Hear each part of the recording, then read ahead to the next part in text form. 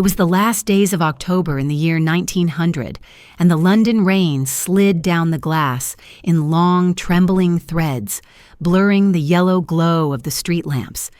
In a tall house off Grosvenor Square, a woman in a gown of black silk stood by the window, her gloved fingers resting against the cold pane. Somewhere beyond the mist and the slow clop of horses' hooves came the murmur of the city awaiting news. In that poised figure, with her stillness holding back the weight of decades past, was Jennie Jerome Churchill, waiting for the word that her eldest son, Winston, had won his seat in Parliament.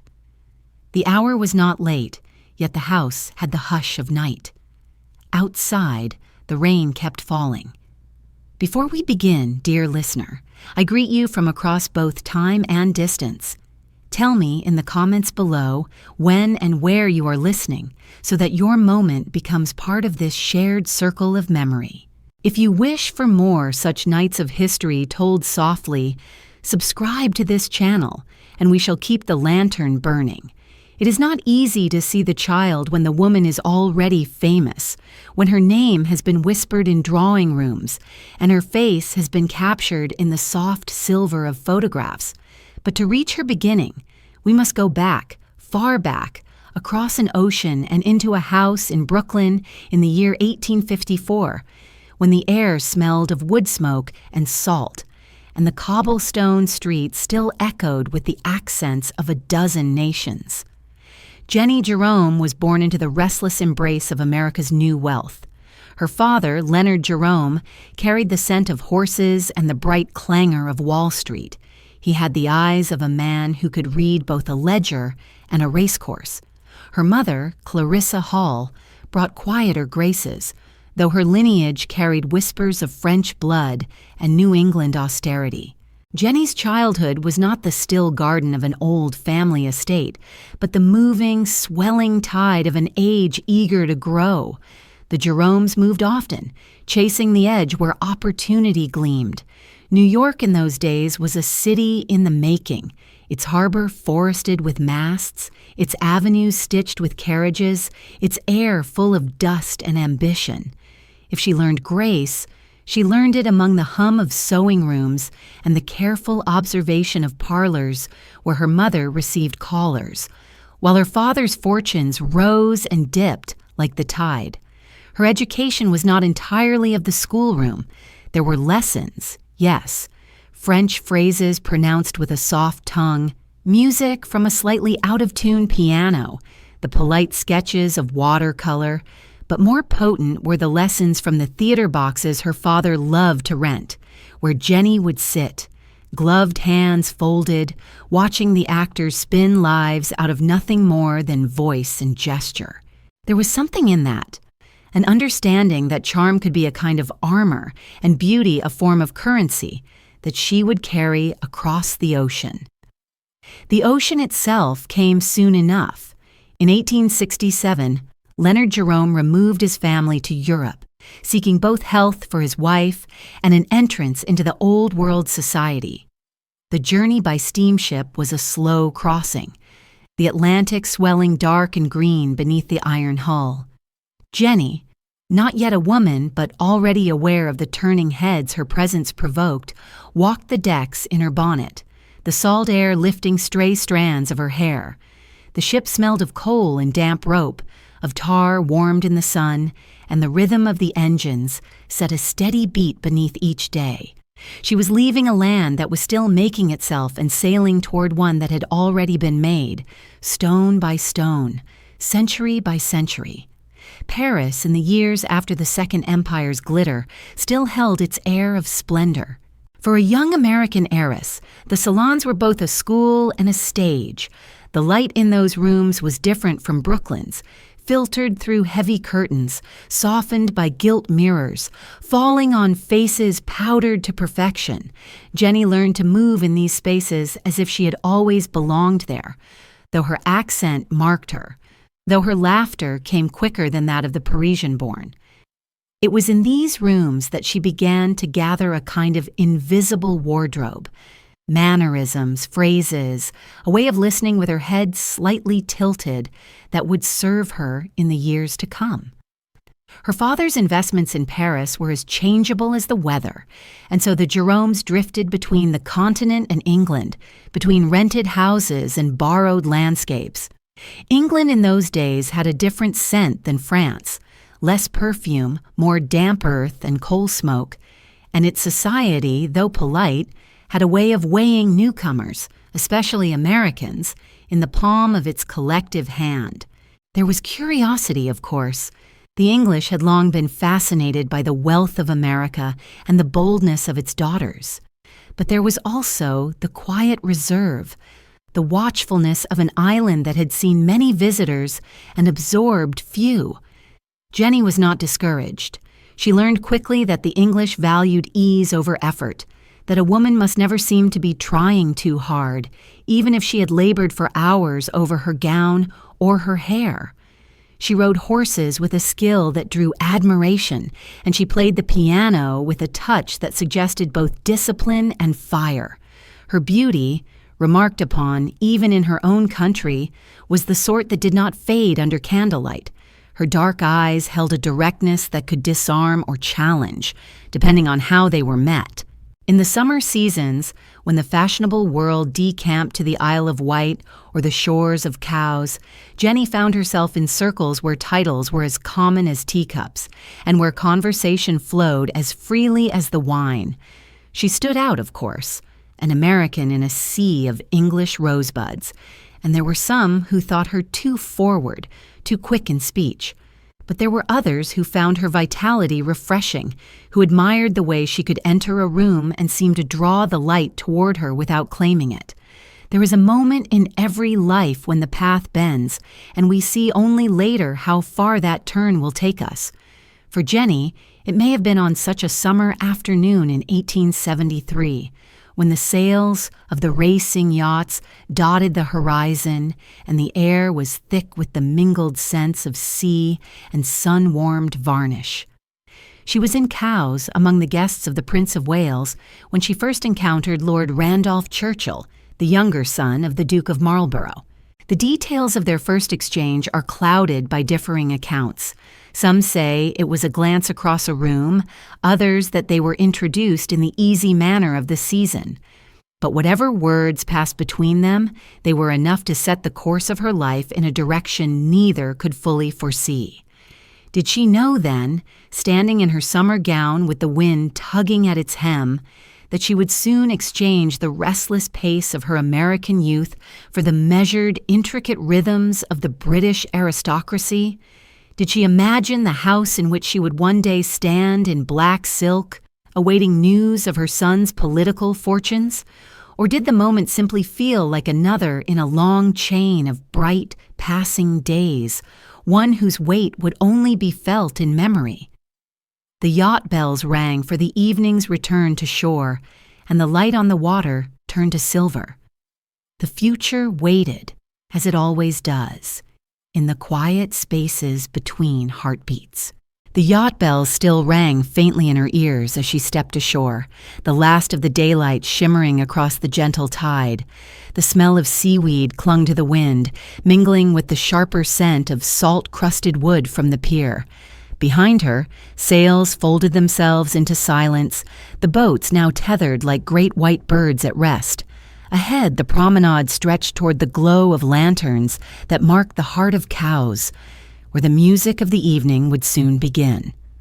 Lord Randolph Churchill was there, somewhere among the cluster of figures in summer coats and ladies' silks, his voice perhaps carried in fragments by the shifting breeze.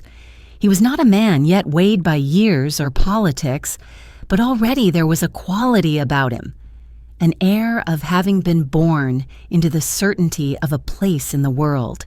In those first days of their acquaintance, the air seemed always filled with the hum of nearby conversation, the rustle of dresses against wicker chairs, the laughter of those who did not yet feel the pinch of consequence.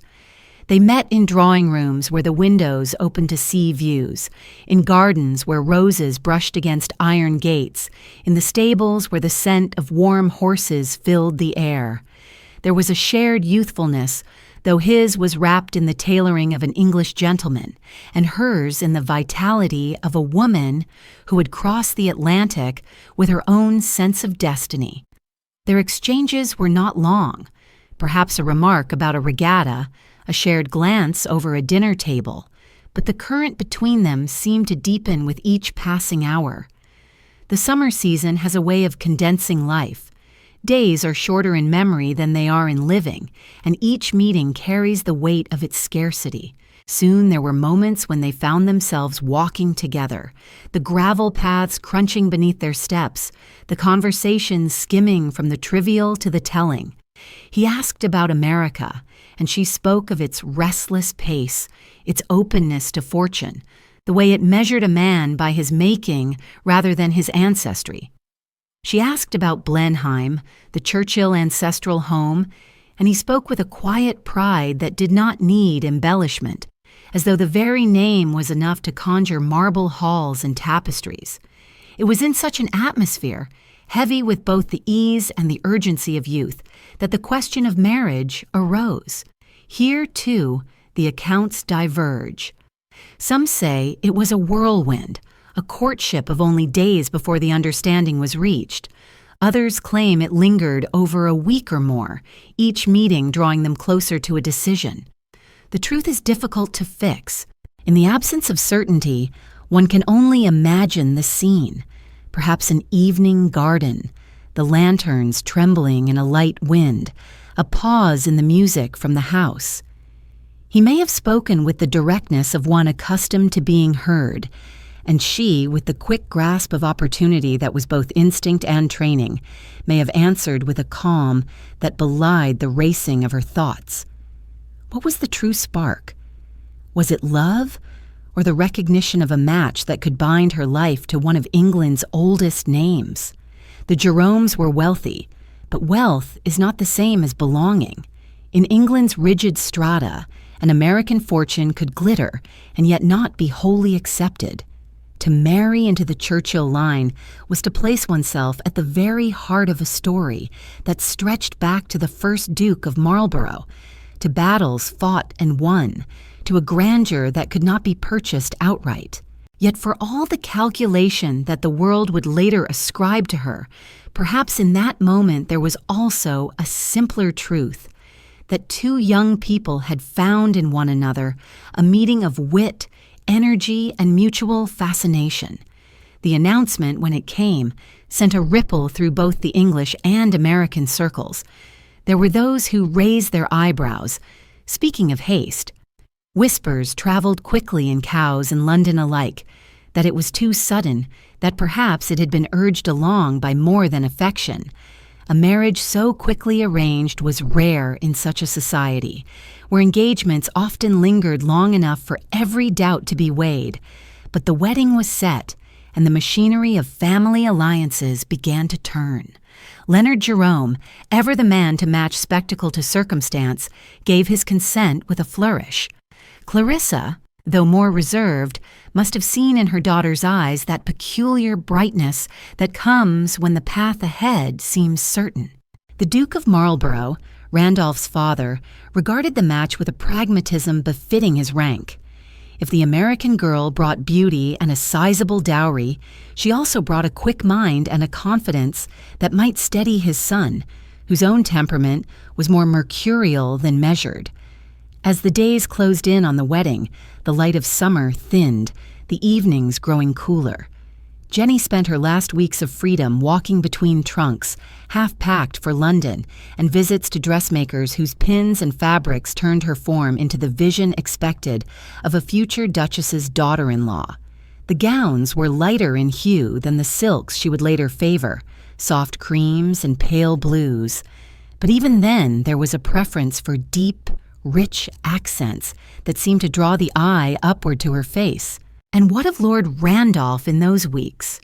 Perhaps he rode out with friends in the mornings, returning with the smell of horse and leather clinging to his coat, thinking less of the ceremony ahead than of the life that would follow. There is a particular confidence in young men of his station, one that assumes the world will adjust itself to their course. If he felt any uncertainty, it was kept within, masked by the easy smiles of engagement dinners and the clink of champagne glasses. There is a moment, I imagine, though history leaves it unrecorded. Jennie, alone in her room on the eve of departure from Cowes, the window open to the salt air, her hands resting on the sill. Below, the lanterns of the promenade sway gently. Somewhere in the dark, the yachts lie at anchor, their masts drawing faint lines against the stars. In the hush, she might have thought of Brooklyn, of the Atlantic crossing, of Paris salons and English gardens, and she might have wondered, not with doubt, but with a curiosity that would never quite leave her, what it was she was truly stepping into. The morning brought with it the first real hint of autumn, a coolness in the air that made the breath visible. The sea was calm, the horizon clear. The season had changed, and so had the shape of her life. Ahead lay London, the ceremony, and the first steps into the shadow of the Duke's name. The coolness of that autumn morning lingered as the journey toward London began, the soft thrum of carriage wheels and the muffled beat of horses' hooves carrying her steadily inland. The salt tang of Cowes faded, replaced by the damp scent of hedgerows, and the occasional drift of chimney smoke from villages passed in a blur. The sky held that pale, tempered light that comes before winter, has fully claimed the land, a light that softens edges without warming them. In that in-between season, everything felt poised on the edge of change, and Jennie, seated beside her mother in the enclosed carriage, her gloved hands resting in her lap, must have felt that same suspended breath in her own life. Ahead lay the city and the ceremony, a knot of events and expectations she had yet to untangle in her mind. London in late autumn did not greet newcomers gently. The air was thicker, carrying the smoke of countless coal fires, and the streets, damp with recent rain, released the smell of stone and mud with every passing cart. Yet there was an undeniable energy to the place, a pulse beneath the clamor that drew her forward. It was here that the final preparations unfolded. Visits to jewelers, to modistes whose workrooms smelled of starch and silk, to the great houses where she was to be introduced as the fiancée of Lord Randolph Churchill. In each space, she stepped with the same deliberate ease she had practiced in Paris, her eyes meeting those of her observers with calm assurance.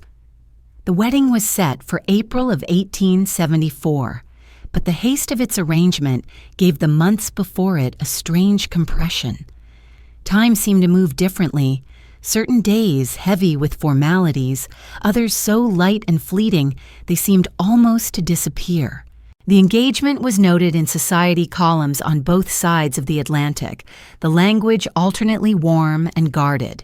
Some praised the union as a symbol of the growing bond between America and England's aristocracy. Others hinted at whispered reasons for such speed, the kind of speculation that thrives in drawing rooms and over tea trays. When the morning of the wedding came, London was shrouded in a soft drizzle. The streets glistened as the carriages arrived at the church, their wheels sending up small fans of water. St. Thomas's on Marlborough Road was not the grandest church in the city, but its stone walls held an austere dignity, and the scent of damp wood and lingering incense filled its aisles. Guests moved quietly to their places, the rustle of silk and the faint clink of sword hilts from uniformed officers merging into a subdued music. Jennie's gown, ivory satin cut close at the bodice, with a skirt that flowed into a modest train, was trimmed with lace so fine it seemed almost to vanish when caught in the candlelight. A veil of tulle fell from a wreath of orange blossoms, their faint sweetness mingling with the sharper scent of the lilies placed near the altar. As she stepped through the doorway, the air seemed to shift. There is a particular stillness that sometimes comes when a room acknowledges a presence. She did not hurry, yet neither did she linger. Her steps were steady, the satin whispering against the stone floor with each movement. Lord Randolph waited at the chancel rail, his expression composed, almost reserved. In that moment one could see the difference between them, her eyes alight with a subtle curiosity, his gaze fixed, as if already on the path beyond this day. The words of the service were spoken in measured tones, each vow resting briefly in the space between them before passing into the memory of those present.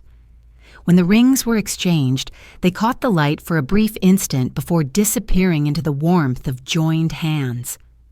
After the ceremony, the guests spilled into the gray morning, their breath visible in the chill air.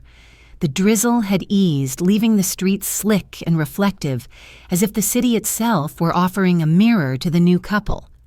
Carriages waited to take them to the reception, where champagne stood ready in tall, narrow glasses, and the tables were set with arrangements of pale roses.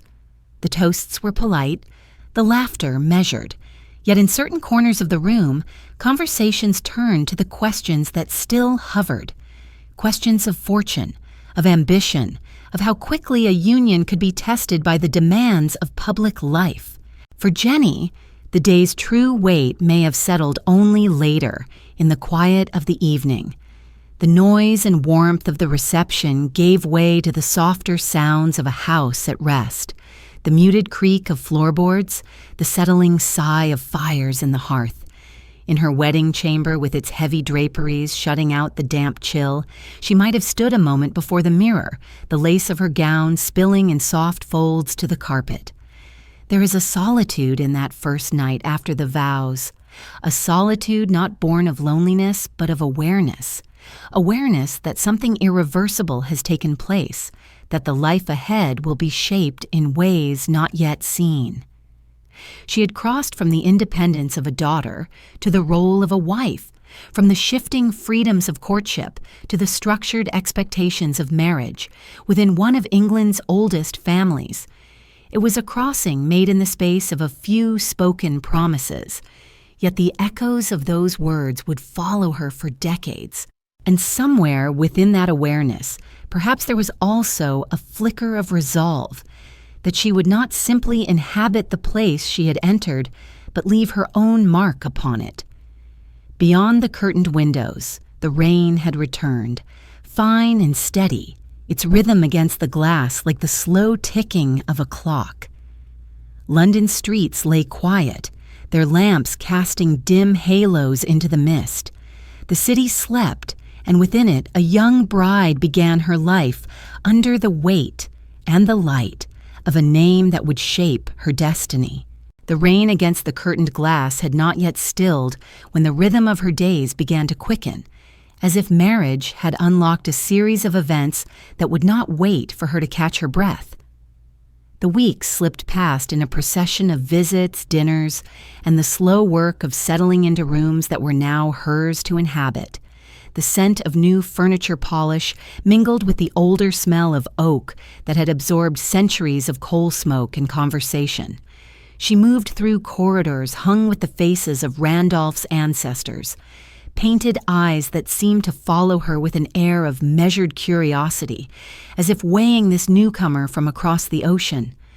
The season turned, the damp autumn air giving way to the sharper bite of winter, and in its chill she began to suspect that her life was already stirring with something new, something that would not be contained within the polite pace of society's calendar.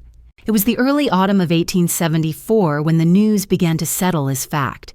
She was carrying a child, though the announcement was wrapped in discretion and the careful management of appearances.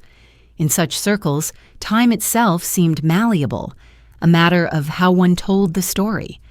The truth, that the child would come far sooner than the polite interval between wedding and birth, was left to whisper and conjecture. Yet for Jennie, the knowledge carried both a weight and a spark, as if some part of her already understood that the child within her would demand more than the usual measure of a mother's care. The months that followed were not without strain. The English winter pressed hard against the windows, and the dampness found its way even into the most carefully stoked rooms. There were days when she felt her body too restless for the confinement, days when she longed for the wider skies of America or the brisk clarity of the French countryside. Yet there were also evenings when she sat quietly by the fire, one hand resting on her swelling form, imagining the face of the child she had not yet seen.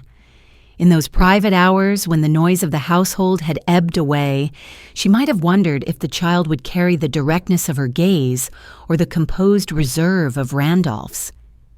It was on a cold November night, with the wind rattling the panes and the air smelling of snow, that the moment arrived. The house in which they were staying had been prepared in the careful, half-superstitious ways of the time. Hot water standing ready, linens warmed before the fire, servants moving in hushed urgency. The labor came sooner than expected, the hours contracting and expanding in the strange rhythm of birth. Outside, the city was wrapped in the darkness of a winter night, but within, the lamps burned steadily, casting long shadows across the floor. She bore the pain with a stubborn quiet, her hands gripping the sheets until her knuckles paled. There is a point in such moments when the body seems to exist apart from the self, when each breath is both an anchor and a tether to something beyond endurance. The midwife's voice, low and steady, was the only sound that seemed to reach her clearly, and then, as if the air itself had shifted, the cry came, sharp, insistent, the voice of a child already announcing his place in the world. They named him Winston Leonard Spencer Churchill, the names binding him to both his father's line and his mother's. He was small, as those who come early often are, but his eyes opened wide to the lamplight, and his fists curled as if to grasp something unseen. In the first hours after his birth, when the bustle had quieted and Randolph had stepped away to send the necessary notices, Jennie held him close against her, his warmth seeping into her, even as her own strength ebbed. She studied the shape of his features, the line of his brow, and felt the strange mixture of possession and surrender that comes with motherhood, the knowledge that this life was both hers to protect and beyond her control. The days after were a blur of visitors, of congratulations spoken with varying degrees of warmth, of letters arriving with careful script on heavy paper. There were those who counted the months and found the sum curious, and there were those who let the arithmetic pass without comment. In truth, the whispers mattered little in the presence of the child himself. He was restless, demanding, his cries cutting through the house at all hours. Jennie met this with an energy that surprised even her, walking the halls in the small hours with him, wrapped against her shoulder, the boards cool under her slippered feet, the shadows shifting with each turn of the lamp. It is easy, looking back, to see the outlines of a future in the smallest gestures, in the firmness of his infant grasp, in the way his gaze seemed to hold longer than expected. One could almost trace the line to the man he would become. Yet in that moment, he was only a child, her child, his existence folding itself into hers in ways she could not yet measure. Randolph, for his part, seemed proud but distant, as if already aware that his role would be shaped as much by the demands of politics as by the demands of fatherhood. His visits to the nursery were brief, his comments affectionate but formal.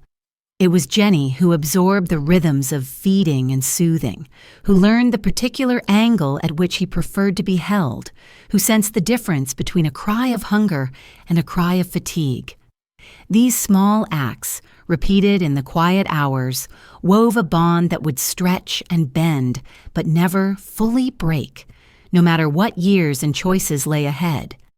As the winter deepened, the child thrived. His skin took on the healthy warmth of good nourishment, and his eyes grew more focused, following the movements of those around him. The nursery smelled faintly of milk and the soft starch of freshly laundered linens.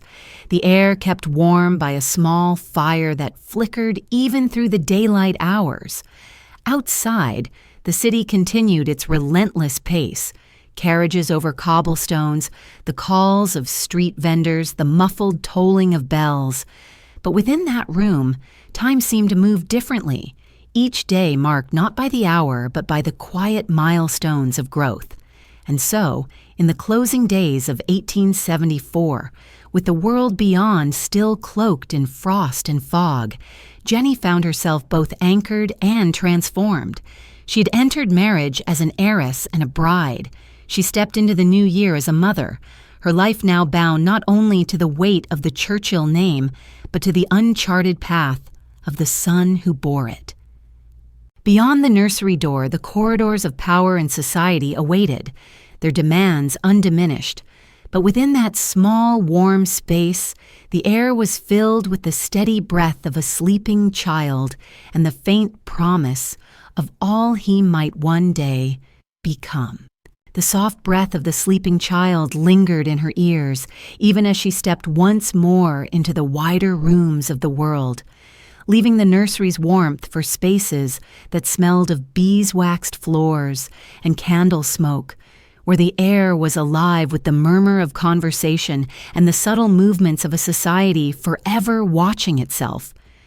The year after Winston's birth drew her outward again, for a Churchill was not permitted the quiet retreat that motherhood might have afforded another woman. There were calls to be made, dinners to attend, faces to be seen and remembered, and Jennie, though she carried in her heart the image of her son's dark-lashed eyes, moved among these obligations with the same alert grace that had once charmed Paris.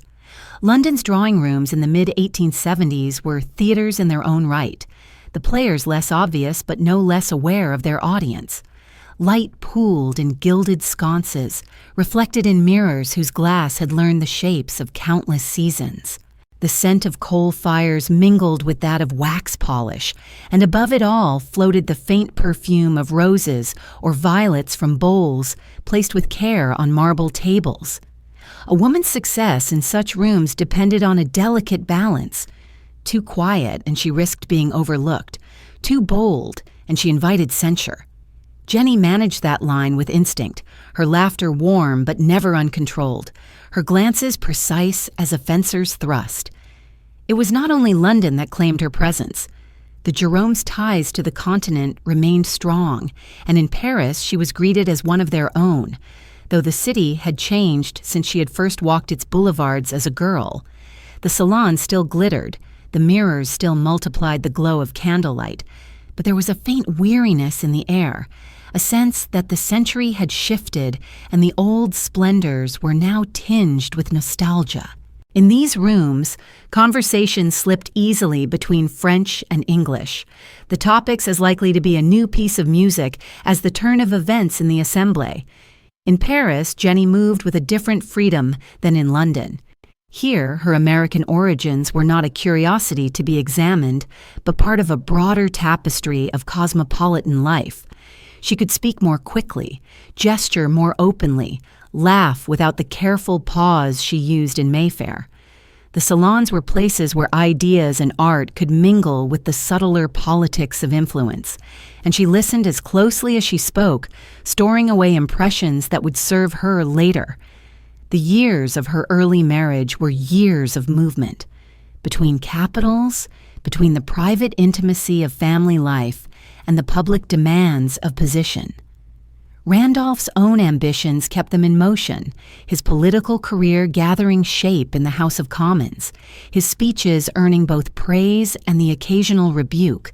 At dinners, he could be sharp in his remarks, unwilling to soften a point for the sake of harmony, and Jennie learned to sense when a conversation was about to turn too pointed, to offer a shift of topic or a well-timed question. She was not merely ornamental in these settings. She was a partner in the quiet choreography of advancement, guiding without appearing to guide. Yet even amid this purposeful life, she kept certain hours for herself, hours in which she might walk in the parks or linger over a book in a sunlit corner. These moments were less frequent than she might have wished, but they were essential, a way of holding apart some fragment of self that did not belong wholly to the role she had assumed. It was in such quiet that she sometimes found her thoughts turning toward Winston, toward the small changes she saw each time she returned from a round of engagements, the firmer set of his mouth, the new steadiness in his gaze. She wrote to her mother about him, the letters mixing maternal detail with the undercurrent of a life lived largely in public view. In the evenings, whether in London or Paris, the drawing rooms opened their doors to music. A singer's voice would rise above the soft clink of glass and the murmured conversation, or a pianist's hands would travel over keys polished by years of such nights. Jennie, herself a skilled pianist, would sometimes take her place. The feel of the ivory under her fingers, a small return to the girl she had been before titles and responsibilities. Her playing was noted for its expression rather than mere technique. She played as if speaking, as if each phrase were a sentence in a language known to her alone. And always there were the eyes. In every room, faces turned toward her, some admiring, some assessing, a few perhaps resentful of her ease. She learned to meet these looks without flinching, to offer just enough for them to think they knew her while keeping the truer parts of herself unspoken. It was a skill, and like all skills, it became second nature with practice. The circles she moved in were not without their frictions. Alliances shifted, whispers traveled, and a misplaced word could close a door that had taken years to open. Yet she seemed to carry a kind of immunity, or perhaps it was simply that she knew how to make herself the exception. In Paris, this was easier. In London, it required a more careful threading of the needle. She could speak of art with those who valued beauty above all, of politics with those who measured worth by influence, and of more ordinary matters with those who distrusted both. By the end of the decade, she had become a fixture in these spaces, her presence expected and, in many cases, sought after. She did not yet know how swiftly such fortunes could change, how illness or scandal could alter the ground beneath one's feet, but she had already learned that nothing in society was entirely secure. Perhaps that was why she savored each evening's candlelight, each conversation that left her with the sense of having left some small but lasting impression. And still, beyond the salons and drawing rooms, there was the steady beat of the larger world, the debates in Parliament, the shifting currents in Europe, the small but insistent changes in her own household. Winston was no longer the fragile infant of that November night. He was a sturdy child now, quick to ask questions, quicker still to attempt his own answers.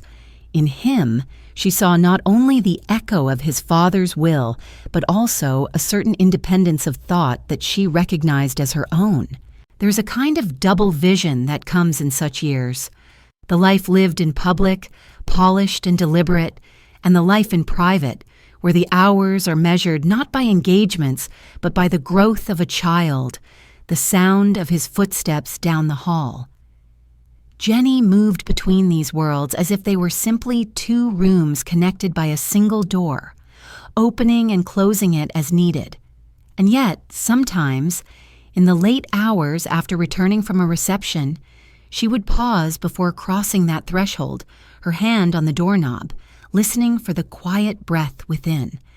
It was in this way, balancing the glow of the salons with the softer light of home, that she shaped the years that would carry her toward the first true test of her marriage. But for the moment, the room still shone, the conversation still flowed, and the music of the evening still lingered in the air as the candles burned low. The last notes from the salon's piano still seemed to hum in her memory when the music began to fade from their household altogether, replaced by the more subdued sounds of illness, the quiet closing of doors, the creak of careful footsteps on stair treads, the rustle of curtains drawn to soften the light. It began slowly, almost imperceptibly, as such declines often do. A missed dinner here, an early retirement there, excuses offered in that offhand manner of a man too proud to admit to frailty. At first, she thought it merely fatigue, the natural toll of Parliament's long hours and the restless travel that political life demanded. Yet there was a shadow in his expression she had not seen before, a tightness around the eyes when he believed himself unobserved. Randolph was still a young man, barely into his 30s, when the symptoms began to take firmer hold. He would rise late, moving with a stiffness that belied his age, his once quick step on the pavement now slowed to a deliberate pace. Conversations that had once crackled with wit and energy became shorter, the pauses between words stretching longer, as though he were measuring his breath as carefully as his phrases. The air in the house changed with it, losing some of its bright tempo. Even the servants moved more softly, as if sound itself might disturb the uneasy balance. Jennie was not one to succumb easily to worry. She had been raised in the quick-changing tides of her father's fortunes, had crossed oceans and shifted worlds before her 21st year, and she carried within her a core of steady resilience. Yet here, in the face of something she could neither charm nor outmaneuver, she felt an unfamiliar weight. She read the medical notes discreetly left on Randolph's desk, the handwriting precise but evasive, and found no comfort in them. In the late afternoons, when he rested in the dim light of their sitting room, she would sit nearby with some piece of needlework untouched in her lap, listening to the uneven rhythm of his breathing. Outside, life went on with its usual insistence. Parliament still convened, letters still arrived in thick envelopes, invitations still pressed upon them, the expectation of appearance. At times, Randolph forced himself to meet these demands, drawing on reserves of will that left him drained for days after. Jennie would walk beside him at such events, her hand resting lightly on his arm, her conversation deft enough to shield him from too much scrutiny.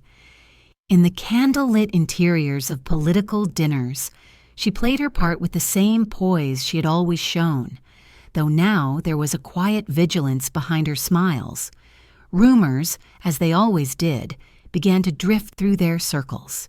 Illness invites speculation, and in an age when certain ailments were both common and unspoken, the guessing took on an edge of scandal. She learned to hear such whispers without outward reaction, to meet them with a look that neither confirmed nor denied, and in so doing to hold the line between public perception and private truth. But within the house there was no deflecting the reality. Randolph's strength was faltering, and with it the easy rhythm of their shared life. Winston, still a boy, sensed the change in ways children often do, without full understanding but with a deep instinct for altered air. He would move more quietly around his father, watching from doorways or slipping into the study only when invited. Jennie saw this and felt a pang, knowing that his memories of Randolph would now be shaped as much by absence as by presence. She made a point of keeping the boy's days filled, lessons, rides in the park, visits with friends, ensuring that his world retained some measure of its natural brightness. The illness, whatever its precise nature, did not advance in a steady line, but in a series of advances and retreats. There were days when Randolph seemed almost himself again, when his voice regained its vigor and his eyes their quick light. On such mornings they might walk together in the park, the bare branches arching overhead and the air sharp with frost, speaking of politics or books or the day's small errands. But the reprieves grew shorter, the returns less complete, until even these brief recoveries felt more like reminders of what was slipping away. Jennie bore it with the discipline of one accustomed to moving forward despite the ground shifting beneath her. She kept the house in order, oversaw the small army of attendants needed to maintain both comfort and appearances, and continued to appear where she was expected, her gowns chosen with care, her hair arranged to perfection. Yet there were nights when, after the last lamp had been extinguished, she would sit in the darkened drawing room alone, the faint smell of extinguished candlewick in the air, listening to the steady tick of the clock and feeling the long, unmeasured minutes pass. In quieter hours, she sometimes thought back to those early days in Cowes, to the brisk wind off the Solent and the quick, bright energy of their courtship. She could see again the tilt of Randolph's head when he listened, the way his hand closed around hers with easy strength. The contrast was sharp, but she did not linger in it. To live in the present required a certain narrowing of focus, a willingness to attend to the task before her, rather than the sweep of the whole. There is an intimacy in caring for the unwell that no amount of ceremony can obscure. She learned the signs of his better mornings and the cues of his weaker afternoons, knew when to press him to eat and when to let him alone, when a quiet conversation would steady him, and when silence was the kinder gift. These were not the roles either of them had envisioned in the early years, but they became the shape of their life together in this season. By the close of the decade, it was clear, even to those who had clung to optimism, that Randolph's health would not return to what it had been. The strain showed in the lines at the corners of his eyes, in the way he now relied on the arm of a chair to rise, in the careful pace at which he crossed a room. And though Jennie continued to move with her usual composure, there was a new depth in her gaze, the look of one who has learned that the arc of a life is not always long enough to match the scope of its ambitions. Outside the house, winter had settled once more over London, the days short and the air carrying the smell of frost and distant smoke.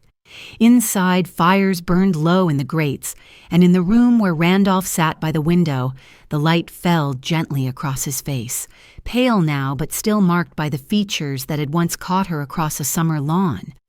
Jennie sat opposite him, a book open in her hands, though her eyes were fixed not on the page, but on him, holding in her gaze a quiet record of all they had been and all they had not yet had time to be.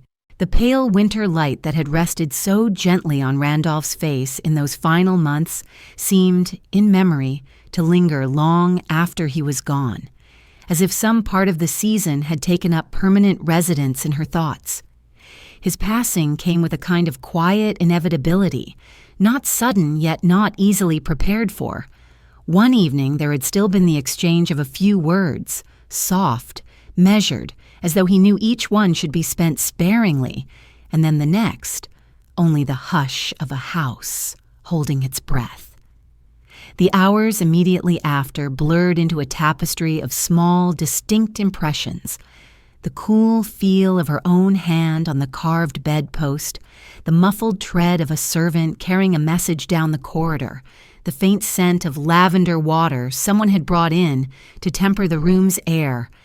Outside, London went on, the carriages still rattling over wet cobblestones, the shop windows still catching the gaslight. But within those walls, time had dropped its usual rhythm. Widowhood arrived without ceremony, though its presence was absolute. There was the formal black gown, its weight unfamiliar at first, the long veil that softened her face in the eyes of others.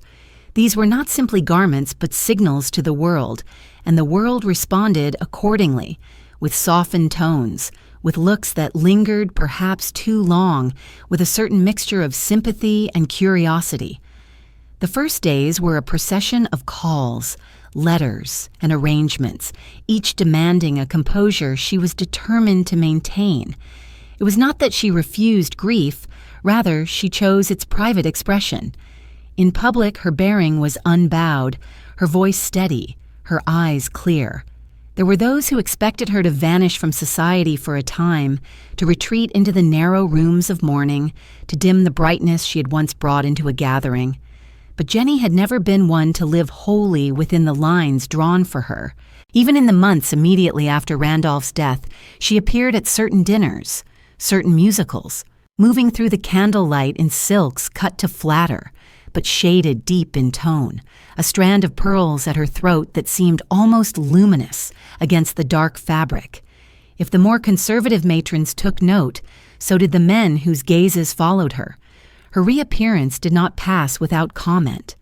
Some spoke admiringly of her courage, of the way she refused to let sorrow dull her vitality. Others muttered of impropriety, of haste, as though grief must be measured in years rather than in the more complex terms of an individual heart. Yet Jennie walked her chosen path with the same confidence she had brought to her earlier life. She did not seek to scandalize, but neither did she choose to disappear. The truth, perhaps, was that she understood the fragility of standing still in a world that was always ready to move past a woman once her prescribed role had been completed. London itself had a way of pulling her forward. The city's pulse was relentless, its social calendar a steady march of invitations that could be accepted or declined but never ignored without consequence. She chose selectively, attending those gatherings where her presence might serve to maintain connections, political, social, personal, that would benefit not only herself but Winston's future. Already she saw in her son the beginnings of ambition, the restless energy that had once defined his father, and she knew the value of keeping their family name in the conversation of influential rooms. Her wardrobe, even in mourning, reflected this understanding. Black could be severe, but it could also be an elegant frame for a face and figure, still striking in their prime. She favored fabrics that caught the light, satin, velvet, paired with the soft gleam of pearls or the subtle fire of jet beads. In an age when a widow's attire was expected to communicate her loss, Jennie's choices communicated something alongside it: resilience, intention, the refusal to be reduced to a single role. It was in these months that she began to cultivate a wider circle of acquaintances, some of them far removed from the political heart of London. Artists, writers, musicians, people who moved outside the rigid structures of Mayfair society, found in her a ready listener and an engaged mind. In their company, she could speak more freely, laugh more openly, allowing herself moments of warmth unshadowed by the expectations of lineage. Yet she never abandoned the formal circles entirely. She understood too well the necessity of moving between worlds, of letting each inform but not dominate the other. In quieter hours, she returned often to Blenheim, walking the long galleries where portraits of Marlborough's past gazed down with varying degrees of sternness or grace. The house, with its vast stone embrace, could feel both protective and isolating. In certain rooms, the air seemed thick with the presence of those who had come before, their stories layered over one another in a palimpsest of grandeur and loss. She would pause before the likeness of John Churchill, 1st Duke of Marlborough, and wonder what he might have made of this American-born widow navigating the intricacies of a world he could never have imagined in full. Winston, now entering the more vigorous years of boyhood, was both a comfort and a challenge. His questions were sharp, his appetite for stories insatiable, and his inclination toward mischief undeniable. Jennie managed him with a mixture of indulgence and firmness, recognizing in him the same restless spirit that had drawn her across an ocean and into the heart of English aristocracy. In their conversations, she began to plant the seeds of a certain self-belief, the sense that the world was not fixed but could be shaped by those bold enough to attempt it. Evenings at home were rarely solitary. Friends dropped by unannounced, knowing her door was more often open than closed. A decanter of wine might be set on the small table before the fire, glasses catching the flicker of the flames as conversation wound its way from the trivial to the telling. There was laughter in those rooms again, not the bright, untempered laughter of youth, but the more seasoned kind that carries with it the understanding of loss. There were suitors, of course, some discreet, others less so.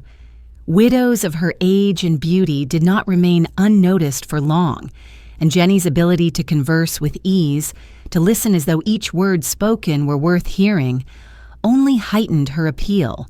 Yet she moved carefully, accepting the attentions she wished to encourage, sidestepping those that offered little beyond flattery.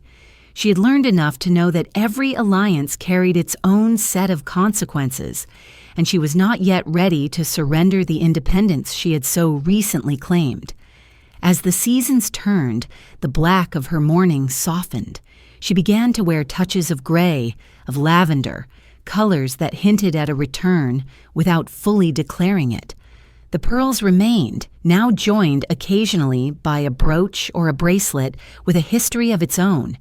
In the looking glass, she could see the faint lines time had begun to draw, but they did not trouble her. They were part of the record, as much as the memories she carried of Randolph, both the man in his prime and the figure framed by winter light in his final days. London streets, damp and glistening under the gas lamps, held their usual mix of noise and shadow. Carriages rattled past shop fronts whose windows reflected both the bustle and the solitary figures walking with purpose or aimlessness. In this city, life could be at once crowded and lonely, but Jennie had found her own pace within it, a way of moving that kept her both visible and free. Somewhere between the memory of her loss and the promise of what might yet be, she stepped forward, silk whispering against the hem of her gown, the cool weight of pearls at her throat, her eyes fixed on a horizon the rest of the room could not quite see.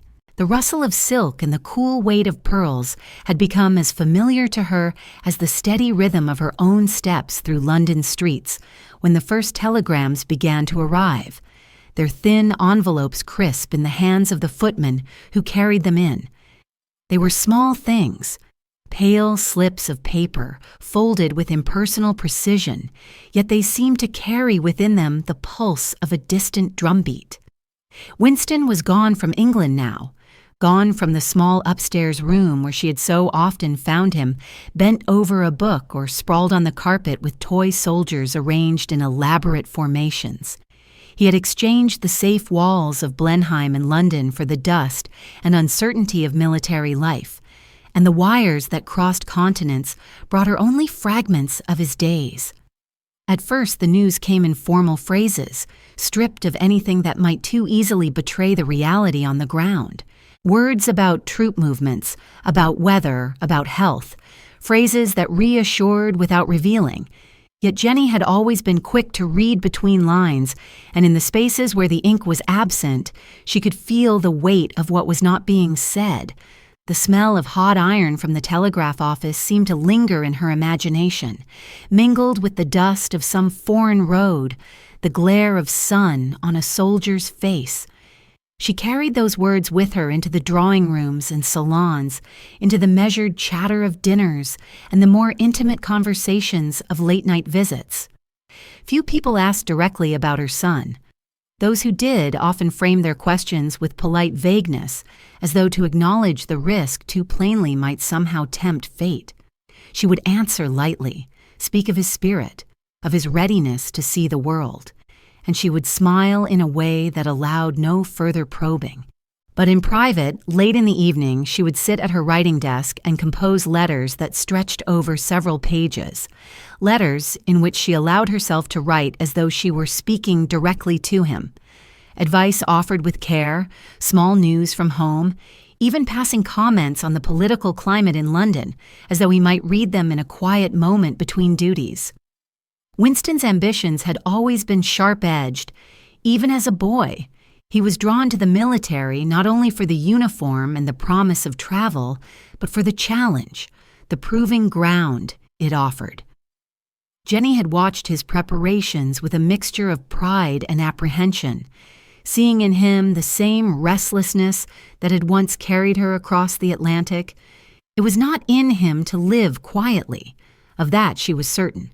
And so she had sent him off, not with the restrained formality expected of a mother in her position, but with a more direct acknowledgement of the path he was choosing, that it would be difficult, that it would change him, and that she believed he was equal to it. The autumn of that year in London carried its usual mix of fog and gaslight, the air heavy with coal smoke that settled on the skin and in the folds of clothing. Jennie moved through it with her customary grace, her schedule as full as ever, but there was now a small, invisible tether pulling part of her attention always toward the south, toward the red earth and dry air where her son was testing himself. She found herself lingering over maps in the Times, her eyes tracing the names of towns she would never see, her thoughts folding themselves around the imagined landscapes where he now walked. Occasionally, a letter would arrive instead of a telegram, the paper creased from travel, the handwriting hurried, but unmistakably his. These were treasures to her.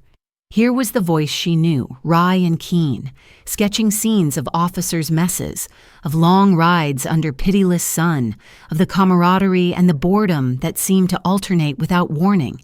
There were hints of danger, too, slipped in as though by accident, a mention of a skirmish here, of a difficult march there. He did not dwell on these, and she knew better than to press for more.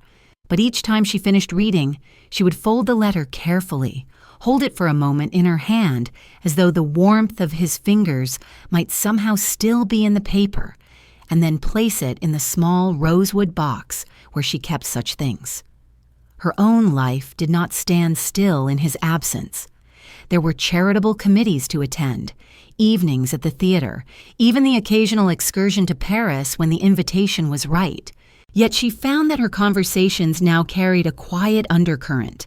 When others spoke of politics or society, she sometimes wondered what they would say if they knew how much her thoughts were taken up by the image of a young man in khaki, standing in the dust of some far-off road, scanning a horizon she could only imagine. In moments of solitude, those rare intervals when she was neither expected in company nor occupied with correspondence, she would sit by the fire and let her mind wander along the thread that connected her to him. Was he eating well enough? Was his tent secure against the wind?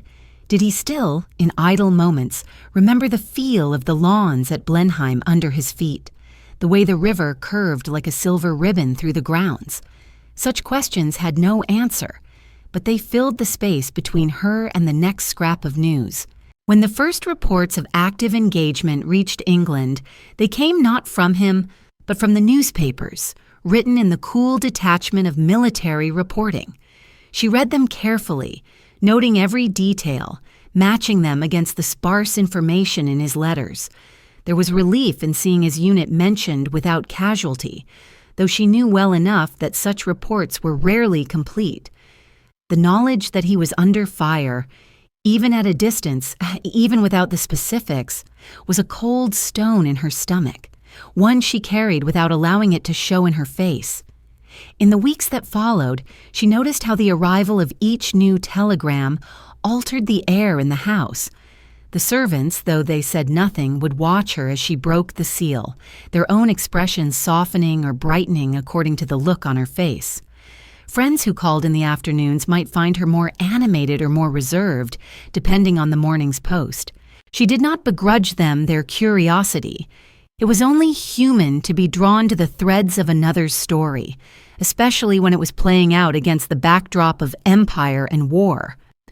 By the time winter settled over London again, with its long evenings and streets glistening under the gas lamps, she had grown accustomed to this divided life, the part of her that moved through the city as she always had, and the part that traveled silently beside her son on whatever road he found himself.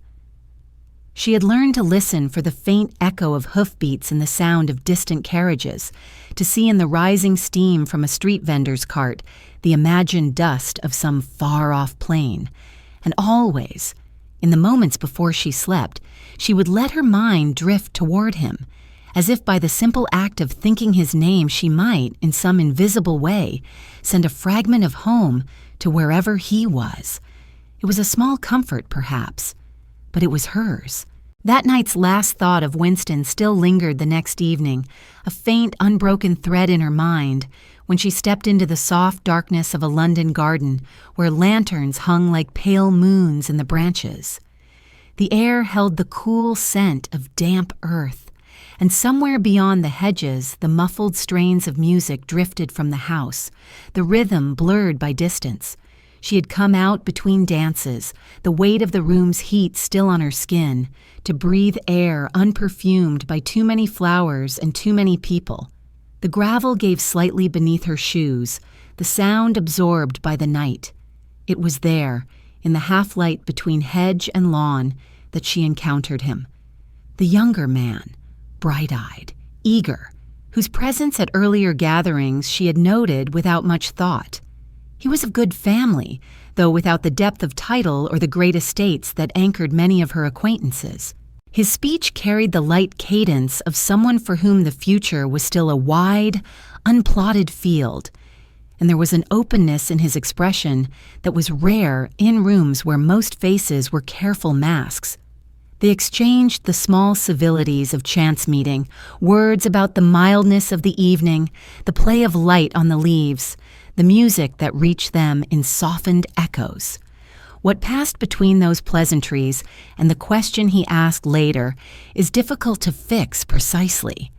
Perhaps it was the angle of her face in the lantern glow, the unguarded moment when her laughter came freely, or the faint suggestion in her tone that she had long since stopped being surprised by life's sudden turns. Whatever it was, by the time the music inside had shifted to another dance, he had asked her to marry him. It was not the expected course. She was still in the eyes of many the widow of Randolph Churchill, a woman with a son whose career in Parliament was just beginning to take root, a woman whose own position in society was steady if somewhat unconventional. To wed again, and to wed a man years her junior, was to invite speculation and perhaps even quiet disapproval. But she had never shaped her life to fit the measurements others offered her. In the days that followed, she considered the proposal with a calm that might have surprised him. She was not a girl to be swept into marriage by the flattery of sudden attention. She was a woman who understood what it meant to bind her life to another's, and she weighed it with that knowledge. There was no fortune in it for her. Indeed, it might narrow certain avenues. But there was warmth, there was companionship, and there was the simple fact of being seen not as an emblem of past glories, but as herself in the present moment.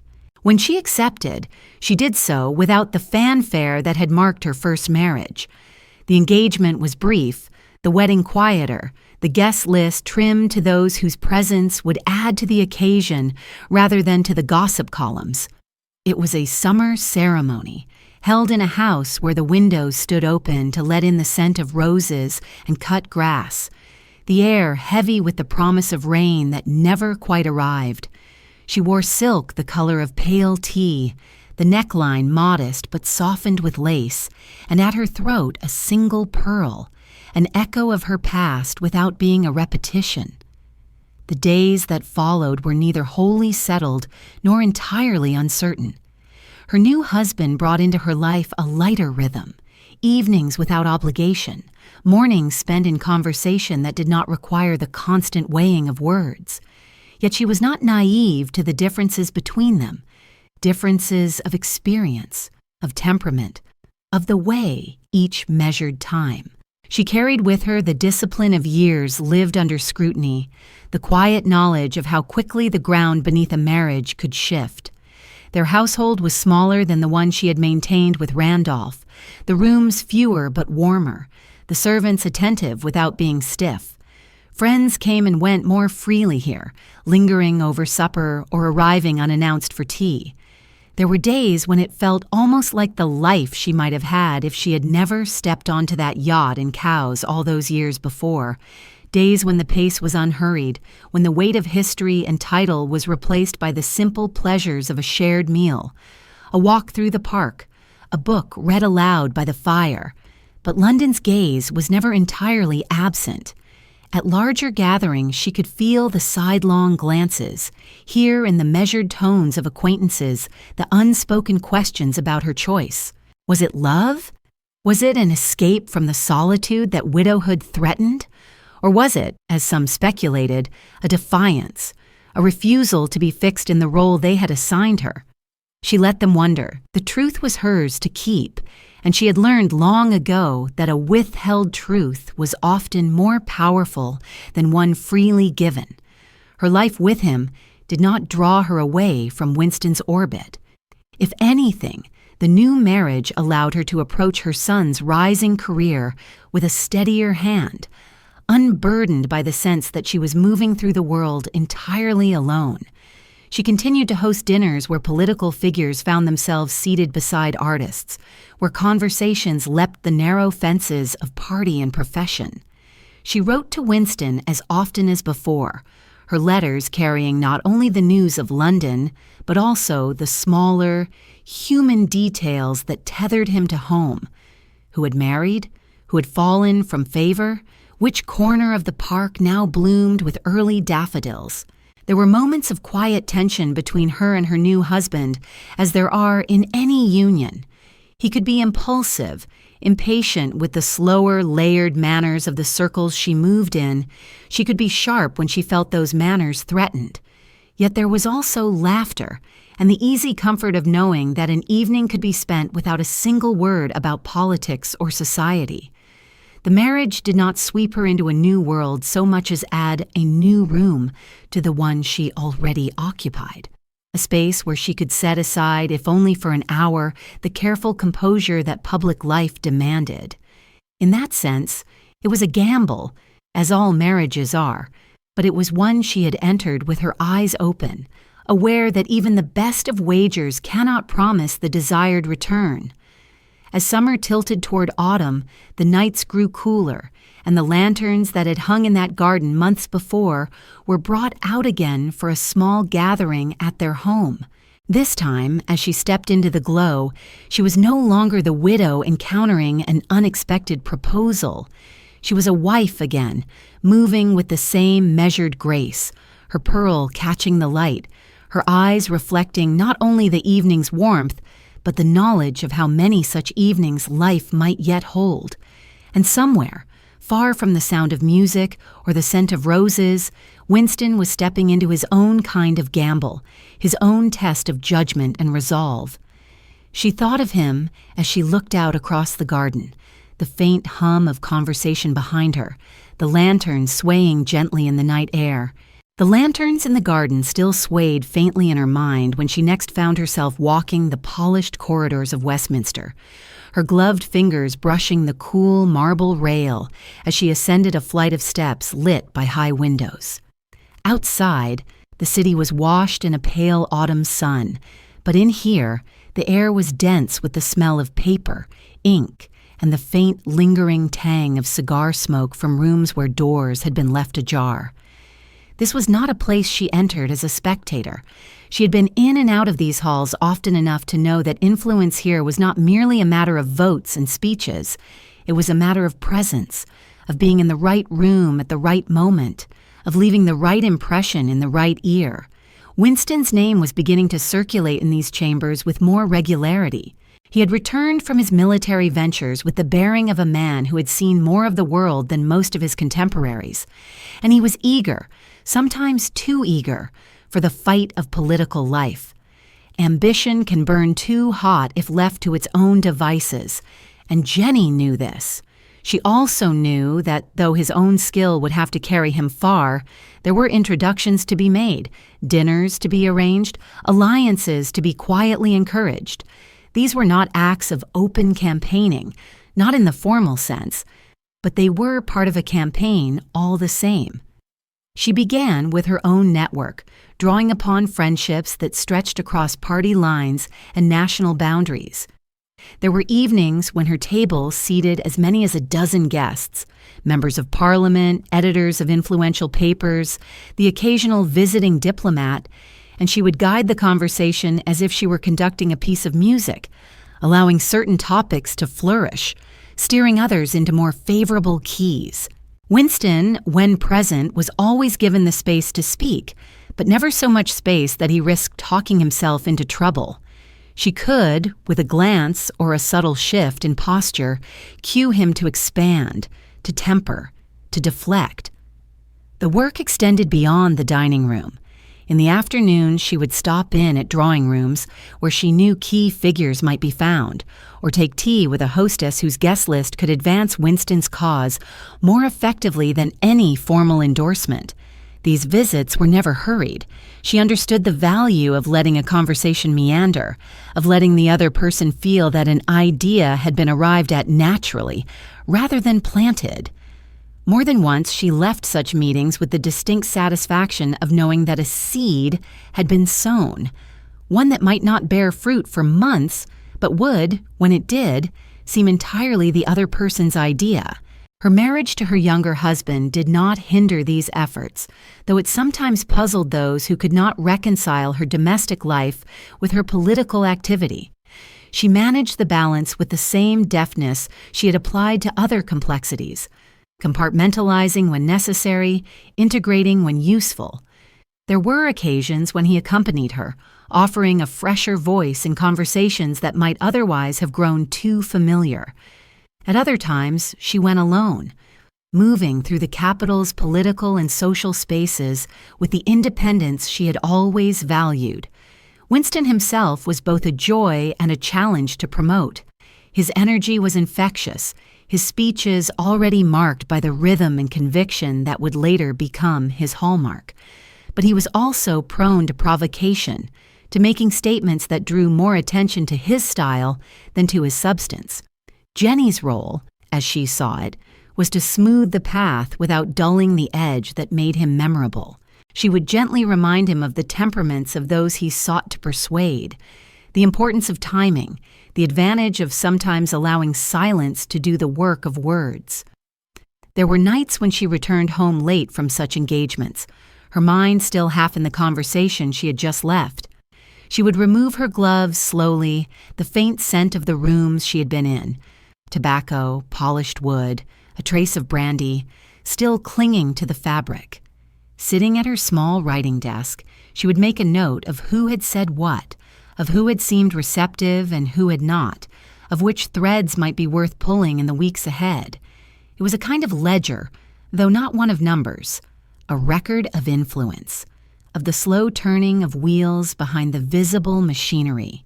Her ability to move between worlds remained one of her greatest assets. She could host a gathering that felt intimate and informal, while ensuring that the right people found themselves in each other's company. She could speak with equal ease to an ambitious young backbencher and to a seasoned minister who had long since stopped listening to most people.